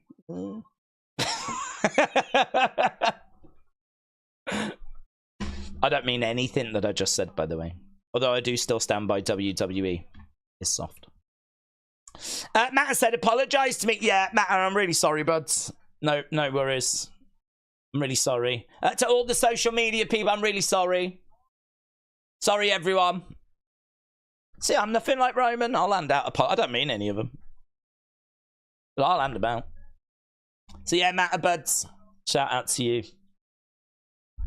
Mitchell said we should all kiss each other. Oh, Mitchell's running the WWE account. When Omos is the main event, said Zoom Station.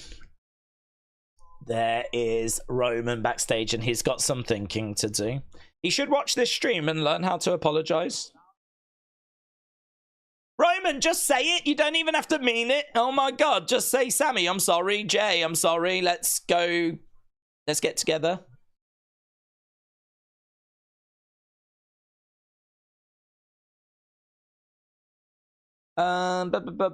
Mitchell has got a great suggestion. I doubt that. I've known Mitchell a long time. I'll be the judge of that. What is Mitchell's suggestion? Oh, about the hugging each other thing. James said, I apologise to absolutely everybody. Oh, James. Thanks. That's nice. And probably long overdue. So, James, respect. That's really nice, that is. So, look at this. We are... Oh, my God, it's working. WWE, we're onto something. This is the push we needed. Oh, my God, we're going to be lovely now. All thanks to WWE's admin. Right, we're backstage with Candice. Here's Tiffany.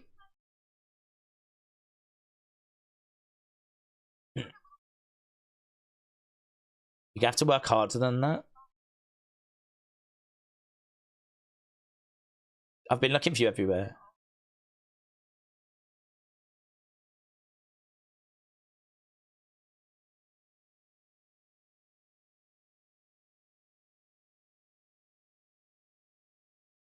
Could you imagine us as tag team champs?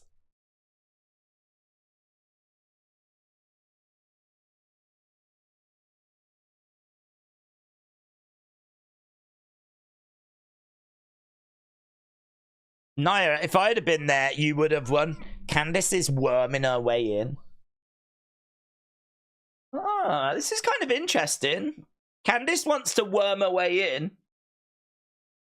I think it's quite clear that Tiffany is going to be on her way out and Candice is going to be the replacement. Is Jade a storm is coming? Phantom 67, shout out to you. Okay. So plans have changed. Roman and Sami, they won't hug it out by the end of the show. This problem needs a wise man, said Phantom 67. I do not hate that at all. I think that's a really good shout, actually. Yeah, in order for these to really get brought together, we need the glue. And was the wise man the glue that held all of these combustible elements? Because it is true, if someone had an issue, they would rant at Paul, and Paul would be like, listen, I'll have a word with him. You know, and he was that buffer, wasn't he? Yeah, I like that. I like that. Sign me up.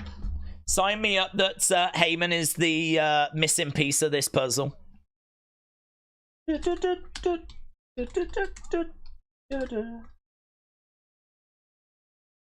needed you at all. Complex Con. Next weekend. Cody, Liv, Bianca, CM Punk, and other boomers will be there. Yeah, Phantom, shout out to you. I like that. Good shout. LS Dub said, I personally think they'll wait on Paul's return. Maybe not tonight, but you never know. Kappa said, Jade should come out last. Her entrance has that boss vibe. Maggie, shout out to you. Melissa said, now that it's halftime, song time, how about a Lust remix for the song? I'd have to think about a Lust remix. I've said many times that I am more than happy to play community interpretations. So, Melissa, it sounds to me like you have just agreed to provide the Lust remix for the heart. So I would like to be the first to thank Melissa for promising to provide a, whatever that is, a Lust remix of the halftime song. I think all of us in this community are very excited to see what it is that you are going to come up with. So, Melissa, thank you. Let's give you the weekends. And should we say Monday? Raw? We'll play Melissa's Lust remix on Monday. That gives you 2 days. So that gives you 48 hours. So, there we go. Let's see what Melissa can... yeah, there, look, Real American. Thank you, Melissa. Yeah. Brilliant. So, yeah, the community... Thanks, Melissa, said Trippy Gary. Yeah, nice one. This means a lot. Yeah. A lot of excitement in the community, which I really love to see. It's really good, that is. We haven't had many people coming forward saying, I'd like to give this a go. So, yeah, really good. Right, Tiffy on the Outsiders. Samoan drop there to Jade. And are we going to commercial break? No, we are. We are. Shotwave said, can't wait for that Lust remix. Sounds interesting. Here we go. It would be more funny if you did it. Oh, yeah, I don't dispute that. I am hilarious. But no, great that you've come forward and you've said that you're going to give it a go. So, no, yeah, I agree. It would be pretty funny if I did it, but that's not what's on the table right now, is it? You know? Plus, look at this. I mean, Spartan starting a whole hashtag. Hashtag thank you, Melissa. So... this is the kind of comment, this is the kind of thing that, you know, will probably come back to haunt me. He was always a bit pervy. Do you remember when he pressured that person to make a Lust remix of the halftime song? Do you know what I've said? if I'm going to get cancelled, I want it to be for something good. So I'm fine to go down with this shit. So, great. But I tell you what, I don't have a Lust remix, but I have the OG version, which I can play. I'm not sure if this will be the last time we play this version, but certainly we should have something good for you on Monday. Hashtag thank you, Melissa, but for now... Halftime scores, everybody, it's the halftime scores. I really want to know your halftime scores. Put it in the chat. Halftime scores, everybody, it's the halftime scores. Are you happy? It's the halftime scores. Are you happy or you sad? Halftime scores, everybody, it's the halftime scores. I should get that recorded. If I got it recorded, I could just press play then. Just sit here like this. Melissa says, I won't do it, which, if you know women, they always do the opposite of what they say. But I am laughing at the humour. Shout out to you. Shout out to you, Melissa. I'm not taking that pressure off. I expect a video on Monday. Jessica says, I feel bad not watching WWE Speeds, but I just can't be bothered to tune it. I'm sort of the same, to be honest. I did all right for a good few weeks, and then I was like, it's just not essential, is it? It just lives in its own worlds, and we don't really talk about it. It's not a focus. Like, yeah, if it was at the end of the month, like the Speed Champion got a title shot or something, you know, for like a mid-card belt maybe, not even a top title, but I don't know, if we could make it feel some degree of importance, or I don't know. Yeah, there's work to be done there.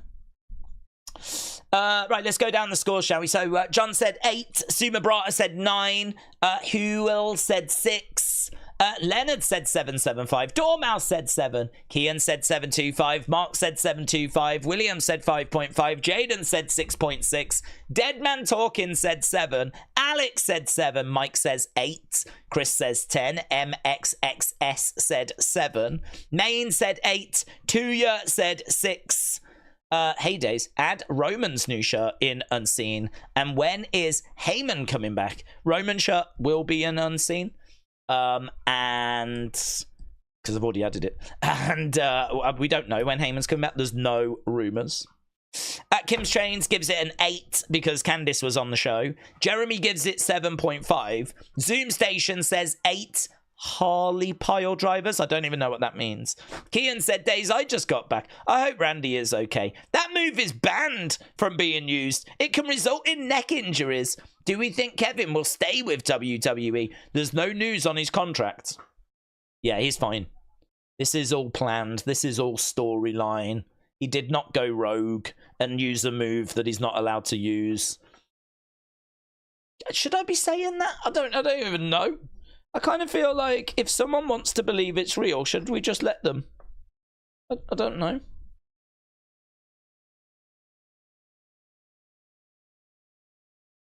What was that?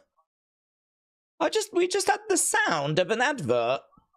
Like something for some sort of military thing, but there was no pictures. Did anyone else have that? That was a bit random. They botched it. Production botch. Production botch. Suma Brata with a 9. Billy with a 7.4. Eric with a 6. Jay with a 6. LS Dub 725. Botch? Wasn't the little botchy botch what the flip said, Metal Mama? What was that? I don't know. I think they want me to join the US Army. I'm going to do it.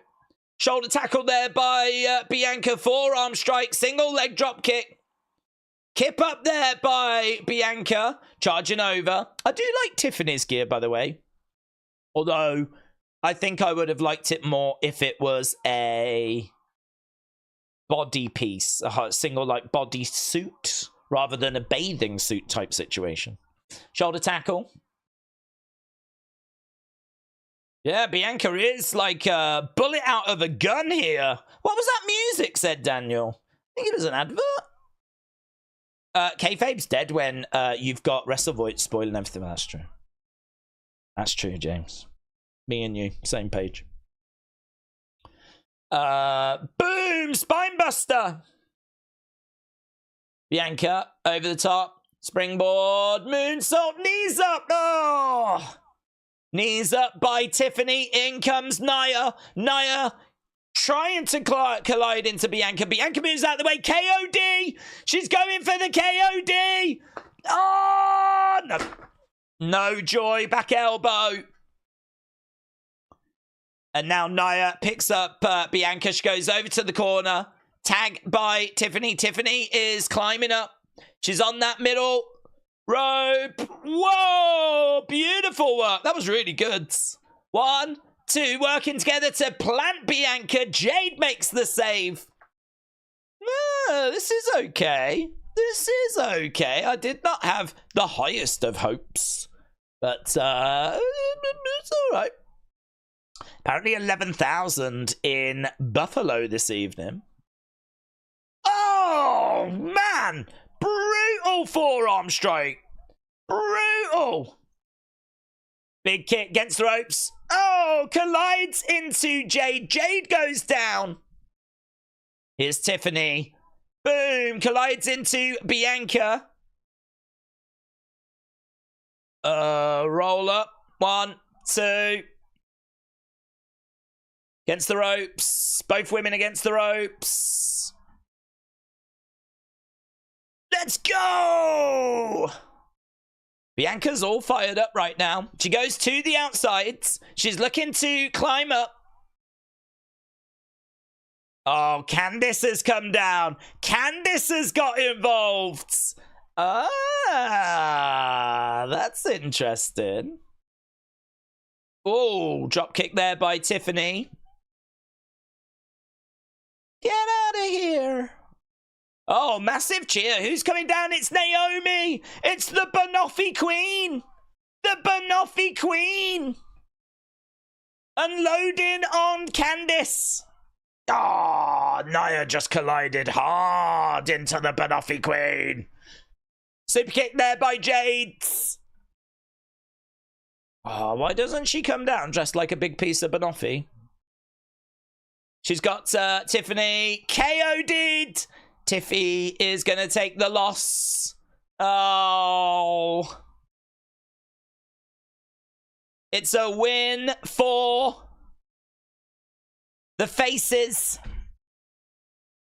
Almost better than before. I never needed you at all. DIY against Pretty Deadly. Let's jot those scores down. Did I jot those scores down? No, I didn't. Hello, we're backstage with A-Town.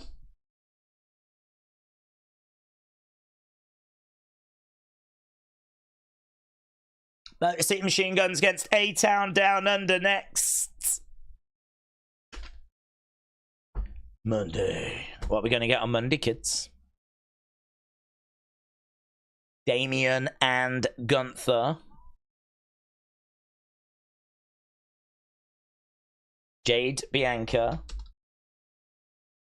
Taking on Liv and Raquel.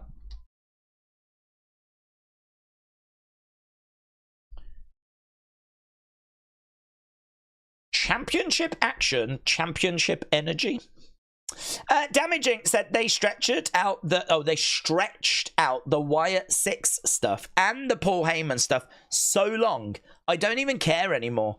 It's wrestling, not war and peace. Jesus, move on with the stinking story already. Said damaging. Appreciate your feedback. No one's talking. Do you know what? Well, I'm sure people are, but no one's really mentioning what I can see, that weird moment where we got an advert playing during Smackdown. I would think more people would be talking about that. I'm going to put Smackdown botching. See what comes back. Really not much. I mean, there definitely was an ad or something that played during the show, wasn't there? There was a botch in that match, and it wasn't from Nia Jax. No, I think we can still blame her, actually. I think she does still take responsibility because it happened in her match, so yeah. That was Nia's fault. Days, we are nearer Christmas. Will you wear a Santa hat? Actually, we do normally decorate the stream, don't we? So I do normally have a Christmas tree, but where the flip am I going to put that? We had like a Christmas tree, we had bunting. I don't really have loads of space. No, I mean, we can put the bunting, that's no problems. Maybe I can try and squeeze a tree in. I don't know, I might wear a Christmas hat on Christmas Day if we're streaming. What day is Christmas Day, please? Christmas Day this year is a Wednesday. Well, at the moment, that's not a day we stream on, so it would probably be an unseen, wouldn't it? Yeah, I'd probably... Oh, I don't know. It's really weird this year for me because normally I don't celebrate Christmas on Christmas Day. I celebrate it on the 28th, not for religious reasons, but because my dad always works. So we wait for him to come back on the 28th, and then like our family come over. So the 28th is always a massive day for us. So the 28th is more important than the 25th, really. So, I don't know what we're going to do. Does that mean that NXT will be on the Christmas Eve? That'll be nice. That's nice. So we will stream on Christmas Eve. Oh, that's nice. Yeah, I don't know. I have to wait and see. It'll be as much a surprise to you as it will to me. Days, do we prefer characters getting written off TV like Ricochet and then not being mentioned again? Or not being mentioned again like Indy? Well, I don't think it's a one-way thing, to be honest. I think it's each to their own. The cuts came kind of last minute, didn't they? So, you know, Indy got cut and then she was wrestling later on. So, yeah, I don't have a preference. You don't really like to see anyone getting cut, so I'm not really bothered about how they get used on their way out. Right, we're done with that last match, which was... I need to jot this down. Oh my god. There's so much admin. Bianca, Jade versus Nia and Tiffany. Now we've got Motor City Machine Guns against A-Town Down Under.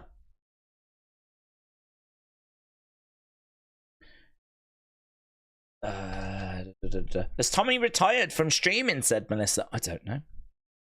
You would have to ask him. But I think his success rate is reducing as the weeks go by, isn't it? I don't know when the last time was he was successful in completing an AEW stream.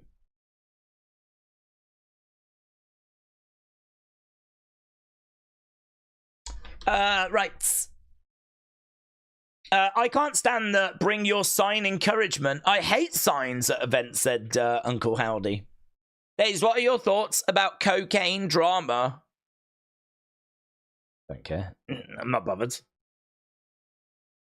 I think if you're on the indie scene, you're going to do whatever you can to try and stand out, you know? So someone has decided to call themselves cocaine and wear white. I mean, they're doing it so they get attention. But I can understand why people that have had issues, addictions, you know, why those people would be like, nah, this isn't cool, you know? It's difficult, isn't it? I mean, I would say, well, should there not be a bit of freedom? But like, okay, if you're offended by it, okay, you're offended by it, but that doesn't necessarily mean that it should stop. But then, I don't know, there's other examples I could think of where I definitely think we shouldn't do stuff like that's offensive, you know? Like, for example, if you had a wrestler that was wrestling in blackface, I mean, that's just completely unacceptable. And my logic would then not apply to that because I'm sort of saying with the cocaine thing, I get it. I understand some will be offended by it, but I don't know. Should you know, just because some are offended, should it be stopped? But then if I think about blackface, I have very different feelings on that. Then I would be like appalled. So it's like, I don't know. It's one that I'm not really engaged with, to be honest. I suppose because it's outside of WWE, I don't have to worry about it or really think about it or engage in it. But I can understand why those that are offended are offended. But then equally, wrestling is quite wide. It's quite varied. And if there's people that find humor in it and they enjoy that, then part of me thinks, I don't know. Is it bad enough that it should be cancelled? So, not a very satisfying answer, unfortunately. It's one that I would probably just watch unfold and see how it played out, you know? I think the truth is that people will vote, won't they? If people are so offended they don't buy tickets, that gimmick will soon die. If every time that gimmick is on a show, the shows struggle to sell tickets, then it'll die. The gimmick will go away. But if people love it and like it sells out and like people are like, oh my God, that's hilarious. It becomes a meme. They want to go and see it. It makes load of money. I can't see the gimmick going anywhere. At the end of the day, money will probably decide this one. In the corner goes Theory. The janitor said they're offended because they're softs. S-A-W-F-T. Oh, softs. To the outsides goes Theory over the top crossbody. We need TLC back. We need TLC back. What, the band? Don't go chasing waterfalls. Please stick to the rivers and the lakes that you're used to. We do need them back, even though one of them's dead, and it might be even more than one, I'm not sure. Days, if he is done, then it was a solid run. 2024 to 2024, yes. Gone, but not forgotten. R.I.P. Left Eye. Yes, R.I.P. Left Eye. No scrubs. Oh, I don't want no scrubs. Scrub is a guy that can't get no love from me, even on the passenger side of a best friend's rides. I don't know the words. I don't know any more of their songs, to be honest. Oh, Damn, I'm Pretty. Isn't that one as well? Pretty. Was the one called Pretty? Hang on now. Butterflies fly away. Yeah. Party in the USA. No, that's not them. But yeah, there's one that I can hear in my head that's called Pretty. I think that was them. I think I can name 3 TLC songs. And then I'm out. But comparing blackface to cocaine stuff, they're on completely different ends of the spectrum. They're not comparable, says James. Yeah, I was only saying it because of offensiveness. So if you're offended by the cocaine thing, I sort of feel like I think that's low-level offensive. Maybe I'm get cancelled for that. I don't know. I never know which of my comments I'm going to get cancelled for. It's quite exciting. But I feel like that one's more low-end offensiveness. But then if you're an addict, like I think Dustin Rhodes has spoke about it, to him that's not low-level offensive. That's high-level offensive. But to me, it's low-level offensive. But then like something like blackface, I would say is high-level offensive. And I would think for a lot of people. So it's a degree of offensiveness, isn't it? And it's kind of everyone's going to have a different line as to where the cutoff is, you know? So, I don't know. It's one of those, each to their own. Each to their own. But Creep. That was a good song. Oh, I creep. Oh, yeah, Creep. Oh, so I creep. Oh, I forgot about that one. I had that CD when I was about 5. No, you didn't. You was 25. You was 25 when that came out. That song, when T-Boz calls on the phone, I need some TP to wipe my lol. I have no idea what you talk about. You're reminiscing on your own right now. What does that mean? I need some TP to wipe my lol. I don't even know what that means. I don't even know what that means. Let him in said blackface is high-level offensive in every case. Yes. Unless you're Rowdy Roddy Piper at WrestleMania 6 and you just don't get it. Right. Let's get back to the action. How can you sing so high? What can I say? I am a choir boy that never quite made it. I am laughing so loud I can't breathe, says Metal Mama. Well, yeah, that's because no one knows what you're on about. You're talking about wiping something and, like... I don't know what TLC said about that. Down goes Theory. We've got knees coming in by Theory. Shelly goes over to the corner. Remember that promo when Brock mentioned rehab to Eddie Guerrero and he flipped? That felt like Eddie going off the script, said Cameron. I don't know if he did or if he didn't, to be honest. Guys said, did you get the new keyboards? No, I haven't yet, to be honest. I said earlier, like, I am looking to go to a few places next year. I have not actually ruled Estonia out.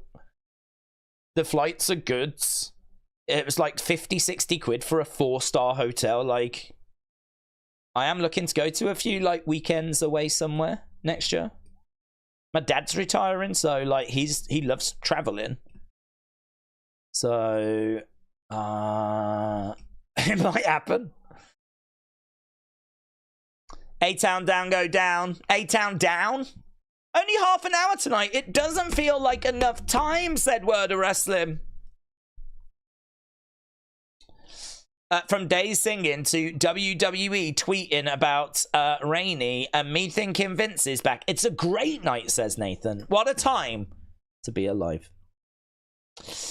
Okay, Motor City Machine Guns working on Austin Theory. To the outside, kicks coming in.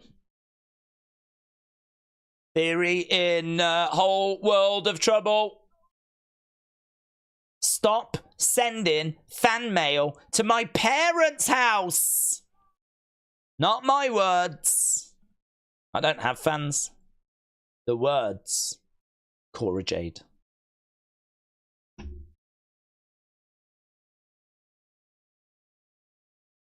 I'll put that in unseen. We'll spread the word for her. That is creepy, isn't it? That is creepy. Some people go way too far, man. Okay, Theory.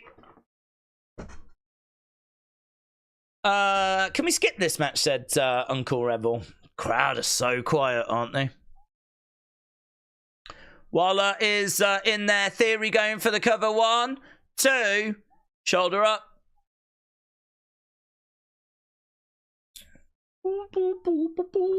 Where are we? We've got half an hour to go. I'm going to get the poll ready because we must be getting to the business ends.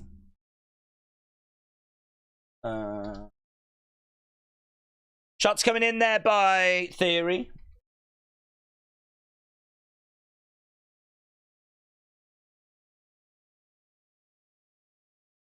$13,000 according to Michael Cole.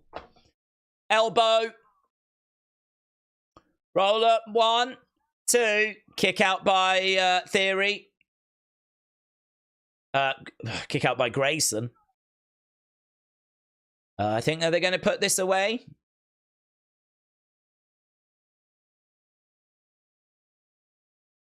But 1, 2, 3. Done. Okay, so they beat A-Town Down Under.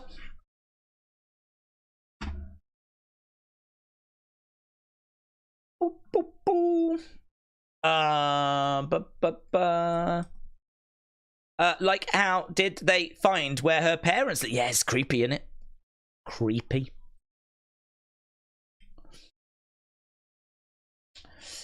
Days, what if wrestling was a professional sport with some restrictions?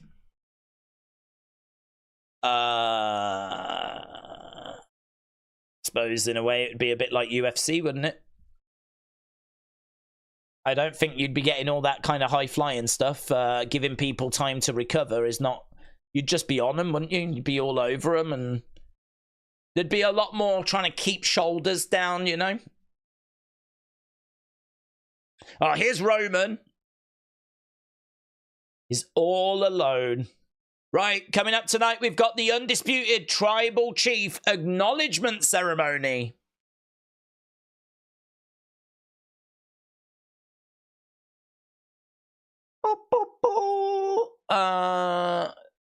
Hey, would you like a one-card tarot, Paul said. Sonny, didn't you do that last time? And it turned out I was like red hot, super sexy, and I was like really pleased with it. You know you'll pull it now, and it turns out I'm like a boring boomer or something. I just don't know that there's anywhere I can go after getting such a good pull last time. Not the first time I've said that. Days, are you going to do Fight Night tomorrow? No. I'm looking forward to the shotgun stream. Oh, that's great. Yeah, that's a gamble. I said it earlier, and I'll say it again. We're going to do, my friends, we're going to do Shotgun Saturday night. It's on YouTube, so you don't need to, if you haven't got the network or Peacock or anything, don't worry. You can go to WWE Vault. They are going to show the whole show on a live stream. And so we're going to watch it. I think it's an hour. I honestly can't remember. Some of them were 2 hours, but I think this one was an hour. But we're going to start 2 hours before. So actually, tomorrow, we're going to do a really special stream. One that, honestly, I could not tell you the last time we did this. And it's only because WWE Vault are showing these shows that I think it's really accessible to people. And if you are at a bit of a loss on a Saturday night, like you're not interested in UFC, there's not much going on, come and join us. We're going to talk wrestling for 2 hours. So even if you just join us for that bit, and then we'll watch Shotgun Saturday night, which is being shown on YouTube in its entirety via a WWE YouTube channel. So we're going to do that tomorrow. So yeah, I'm looking forward to it. I think it'll be really good.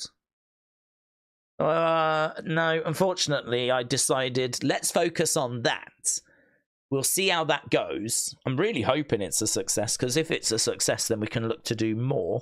But if it's like literally me and it, it's like 5 people around, then maybe the community is not really interested in that, and that's fine. Got to take a risk. So you got to roll the dice sometimes. So we're going to do that.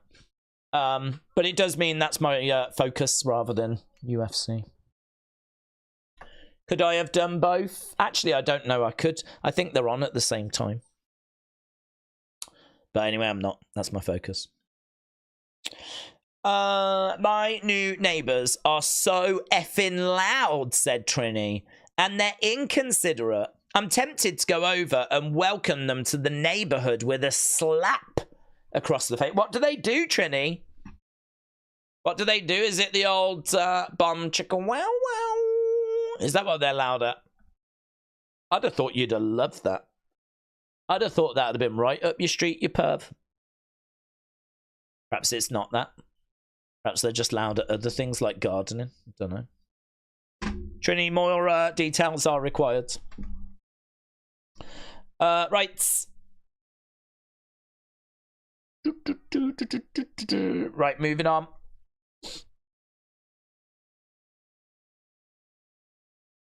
I won't, Metal Mama. It's simply a handshake to the face. Days, we could all just schedule watching whatever we wanted on the Vault, said Word of Wrestling. Well, that is true. I think it's better, though, if it is full shows. I think it'd be difficult to convince people to join us for, like, a match or something small, you know? There's Alec Pereira, the UFC light heavyweight champ. Is a bad man. Is a flipping bad man. Is about as good as it gets in the UFC at the moment. Him and Islam Makhachev, John Jones, Taporia. You got to say Taporia, haven't you, at the moment? after that win against Max Holloway. I'm going to subscribe to WWE Vault. Yesterday they did 1993 WCW War Games. Did they? Did they? What, a live stream of yesterday of War Games? Didn't know this. Did they? I mean, you're telling me, so they must have. I'm going to have a look now. WWE Vaults. It's got 646,000 subscribers. Let's just have a little look at it, shall we? I was watching Michael Moore. I like Michael Moore. I was watching his documentary, which is on YouTube. You can watch it for free. But anyway, here we have got live. So, that's a much better thumbnail than the one I had to make. So there it is. There's 5 people waiting right now. But that is Shotgun Saturday night. Why does it say 4 o'clock in the morning? Yeah, it is 4 o'clock in the morning. That's late, isn't it? But it doesn't matter. That's in the UK. They did Halloween Havoc like 2 weeks ago. That one would have been good. That went for 3 hours. That's a good thumbnail, actually. They did a full match. They did the Yokozuna. That was Kokina. So, yeah, good. That's the channel anyway. WWE Vault. Okay. Street Profits.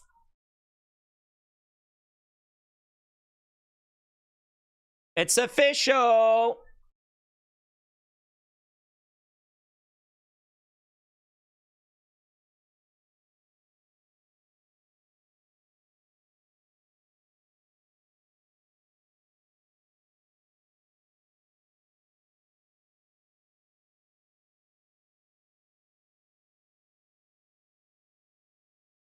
We came to wrestle the best.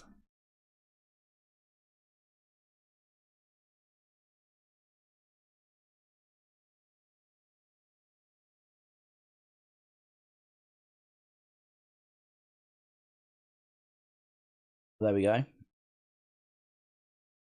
Okay, here's Nick Aldis. Oh, yeah, this is his announcement, isn't it?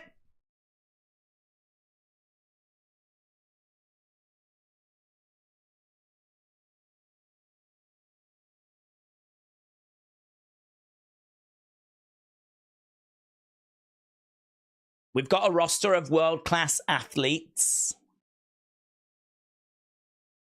Leave a legacy. Here we go. A new symbol of excellence. Women's United States Championship has been revealed.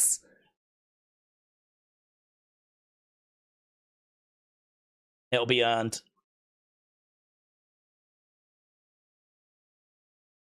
So it's exactly the same as the men's. It looks a little smaller.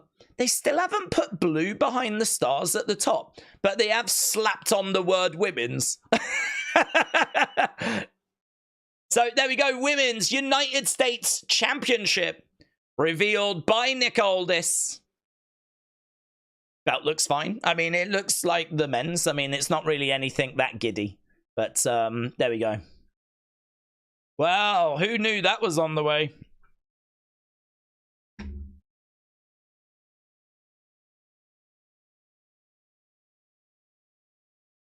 The championship looks fine. Nice even. But I wish they would paint it blue behind the stars at the top. Well, we might end up doing a video like every other channel is going to do, which is going to be who should be the first champion.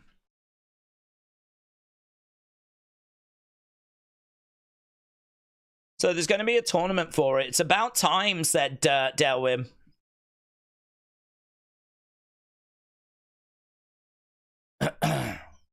Okay, there's Tamatonga Tongaloa. I was hoping for a unique design, said Jay. Here is Solo.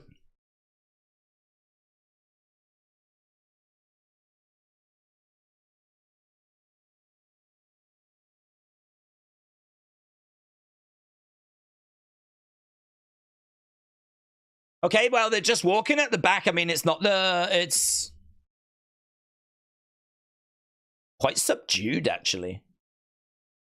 Ulafala is around the neck of Solo Sikoa. Charlotte's winning that, said Tamar. She deserves it. Let's go, Naomi. Oh, people are... firing in who they would have win it. Should we do a poll on Twitter and see what people think? Who should be the first US women's champion? Okay, so Solo's making his way down. What options should we put in? We'll have... I don't think we can have Charlotte, can we? Because she is not around. Where's Natalia? I feel like... I think Natalia should be the first Intercontinental, actually. I don't mind Naomi. I would second Naomi.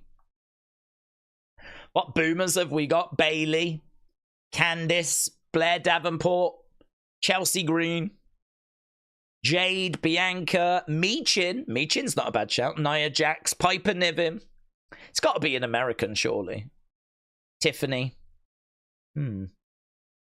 Jade said, yeah, Jade is not a bad shout. Jade is not a bad shout. Chelsea. Chelsea Green. Candice. Candice just got the first speed one, though, didn't she?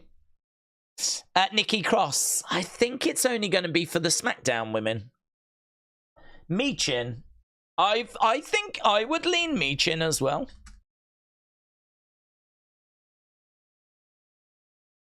I've gone Naomi, Jade, Meechin, or other. I've gone with that because I feel like Bianca's already had a lot of success. Does she need to be the first women's US? I don't think it would be anyone from Raw, so I don't think it would be Io or Nikki or... There's no guarantee they would bring Alexa back for this. There's no guarantee they would bring Charlotte back for this, but Charlotte's a good shout if she was around. But this might actually happen before Charlotte comes back. So that's why I've gone with Naomi, Jade, Meechin. Was it the best options? I don't know. Maybe we could have chose some other people, but it's all right. Chelsea pretending to be the greatest thing from America whilst being Canadian would be hilarious. Adam said, I'm sorry, but this belt will mean nothing. Chelsea Green. I probably should have put Chelsea in there. I think it'll be an American. I think Chelsea could get it, but I don't know that she'd be first. Don't know. Zelina. Isn't Zelina on Raw? LWO. I might shed some tears if Natalia wins the women's IC when that's introduced. She should win that. To me, that is the correct answer. So she absolutely should win that. I think about it. Triple H was Intercontinental Champion. He will do the women's announcement on Raw. Here's Triple H. He said, the women of WWE continue to show they are the very best in the business. The Women's United States Championship will showcase their continued effort. So who's going to step up and take it? Stephanie McMahon. Linda McMahon. Linda. Let's go, Linda. Let's go, Linda. I think she's busy helping the Trump transition team, though. But she'd be my pick. Raw will now reveal the women's IC title. Well, that's where you're wrong. Actually, WrestleVotes will reveal it half an hour before the show starts. Macca said, it would make sense for Heyman here, considering he's the one who didn't acknowledge Solo as tribal chief, and now Solo is about to get acknowledged, ? Trini said, all the women on the roster deserve, except maybe BFAB. Brony said, days by shed tears. I mean crying from sadness because Natalia makes me fall asleep. No, you mean out of emotion? You mean because of everything she's contributed and all the work she's put in, the fact she's a heart, she came through the heart dungeon, the fact that she hasn't had the amount of title reign she probably deserved, the fact that she has helped so much emerging talent. You would be so emotional. It would mean so much to you that you would shed a tear and you would buy all of her merch. Adam said, it looks like the women's tag belts. Have we ever had proper tag team instead of just single stars put together? Caden and Katana, I think, are pretty close to a proper team. They were put together in NXT, but they've been together so long, they have to count as a proper team now. Outside of that, Alba and Isla have only been together on the main roster. And of course, we can't forget the Jumping Bomb Angels. Right, here is Solo. Is it, how long we got? We got 11 minutes. Oh my god. We haven't got time for the Jumping Bomb Angels. There's only one way to start this off. Here we go. Here we go. Buffalo. Buffalo.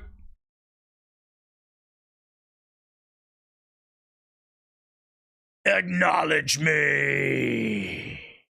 Be serious for a sec. They can't have a women's title on SmackDown and not Raw. People think it will be on Netflix. Here's Roman.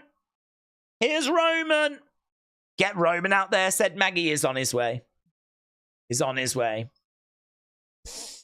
In order to cut back, I've cut back on streaming. I'm only watching pay-per-views. I'll be watching Raw when it goes to Netflix, said. That's what she said. I can understand that.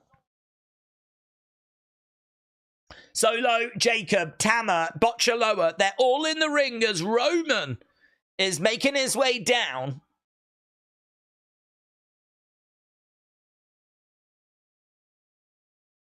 Dun, dun, dun, dun, dun, dun, dun, dun.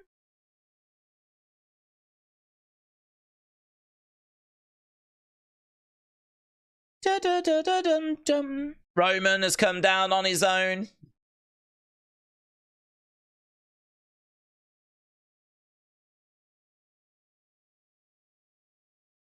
Tribal Chief beef. Vets like Bianca or Naomi stand a great chance of winning it first. They will want a proven vet that can set the tone, the bar, and the prestige. Well, if it's someone new, then I'm going to remember that comment. And I'm coming for you, Alistair. If they go with Tiffany or they go with someone new.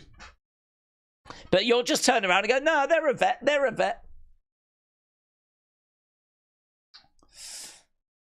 Roman in the ring. I acknowledge the OTC, not the Solo Cup, says Metal Mama. Coming out alone, said Word of Wrestling. OTC. OTC. Where are the Usos? We shouted at them. You upset them? They're off in a huff. Something I need you to do first. What is it? I need you. That's fine.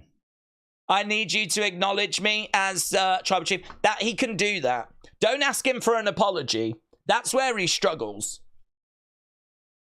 But he should be able to do this. Acknowledge him, Roman. Acknowledge him. You're a disappointment, Roman. You're a letdown.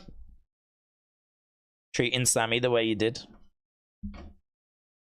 Driven all of your family away because you're a douche. Perhaps Solo is the real tribal chief.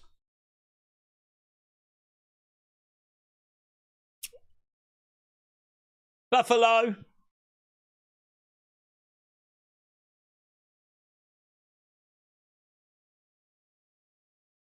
Do you acknowledge him? Nah.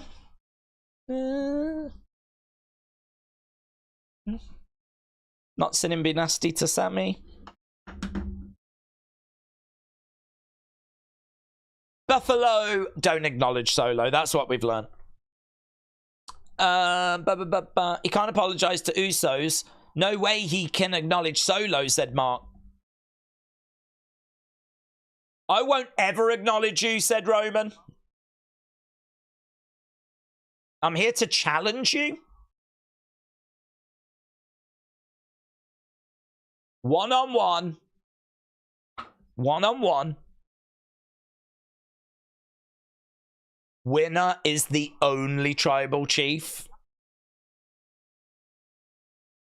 Woo!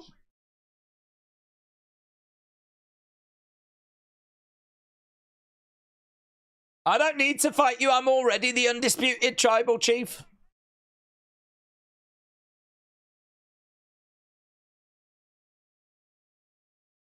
Solo said everyone acknowledges him.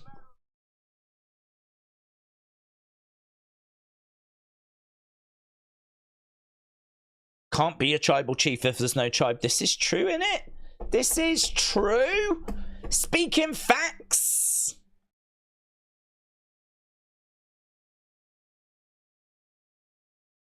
Let me challenge you.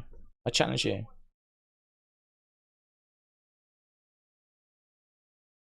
Go and find 4 people that'll team up with you. Yeah.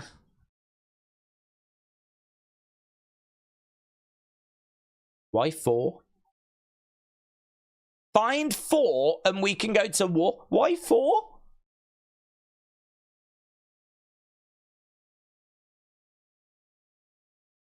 We're always ready for war. You talking about war games?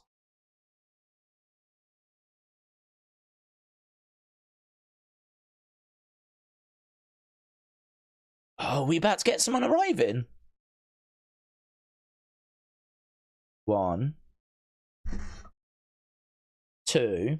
Who's coming in? Hikaleo.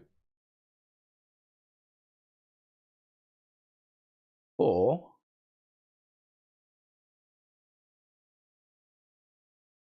The 5th guy. Sami Zayn. He says the 5th guy is Sami Zayn. God, that was a walk, weren't it? That was a walk.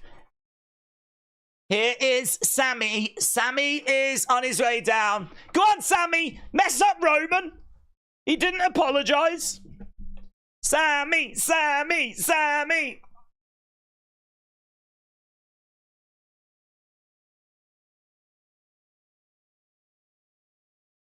You thought that was a mistake. You thought Sami kicked you in the face by mistake. Here we go. Usos come down. So Solo is teasing that it was all a big setup. It's not a shock to anyone that knows Sami Zayn that he has betrayed Roman and the Usos.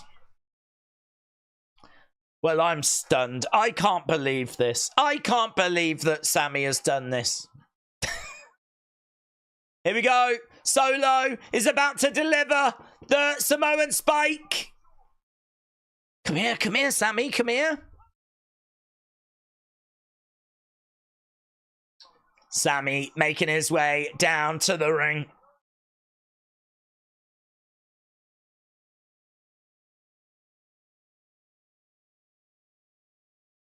Hit him in the face. There we go, Sami. Nice and easy here, Sami. Haluva kick Roman. Nice and easy. Nothing can go wrong. Remember what he did to you. Here we go. Ah! He haluva kicked Solo. Ah! Oh my God. Wow. He wasn't working with Solo. Haluva kick to Jacob.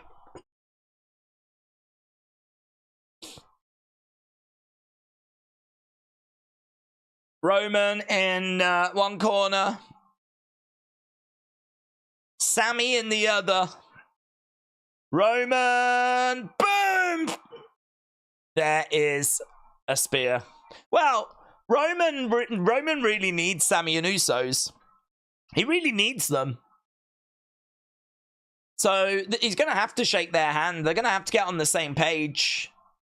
Even if there's going to be tension, even if there's still issues unresolved, there's a War Games match now. Yeah, bet you regret not giving that apology now, don't you, you boomer? Roman in there.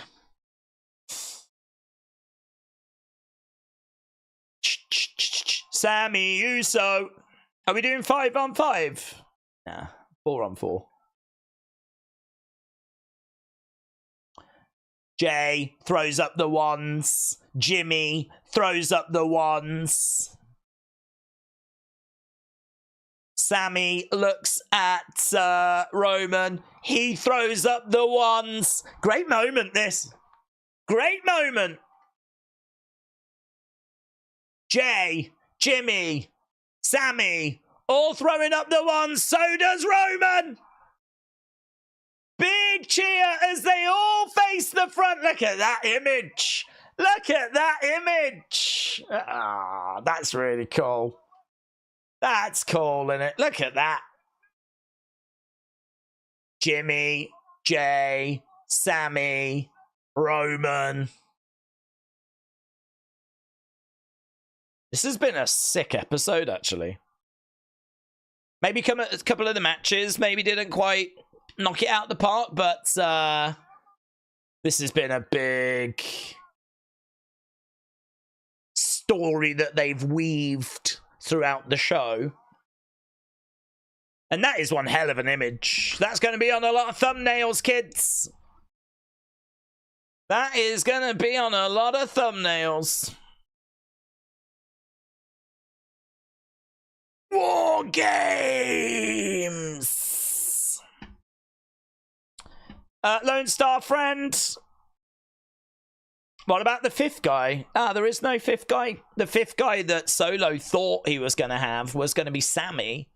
But Sami wasn't really the fifth guy for him. So there was no fifth guy for this Bloodline. We've got 4-on-4. It's done, mate. The battle lines are drawn. The die is cast. The match is made. Sick. Lone Star Friend, shout out to you. Who would be your dream Survivor Series team? That is not a conversation for now, my friend. A conversation for now is to say, right, we are done. We don't need to do a poll for any match there because we had that segment at the end. So I'm going to run away, start working on Unseen, and chuck up a couple of reaction clips. Big thank you to everyone that joined us tonight. Hope you had fun. Don't forget, we are back tomorrow, and I am happy to talk about the fallout of this show on that stream. So if you are around, a little bit lost tomorrow, come and join us as we talk all things wrestling and then watch a bit of Shotgun Saturday Night, which I think is only an hour long, actually. But we'll be starting 2 hours before. So really appreciate it. Thanks to everyone that joined us. Hope you had fun. Hope you had a good time. And I will see you again next time as the Bloodline are once again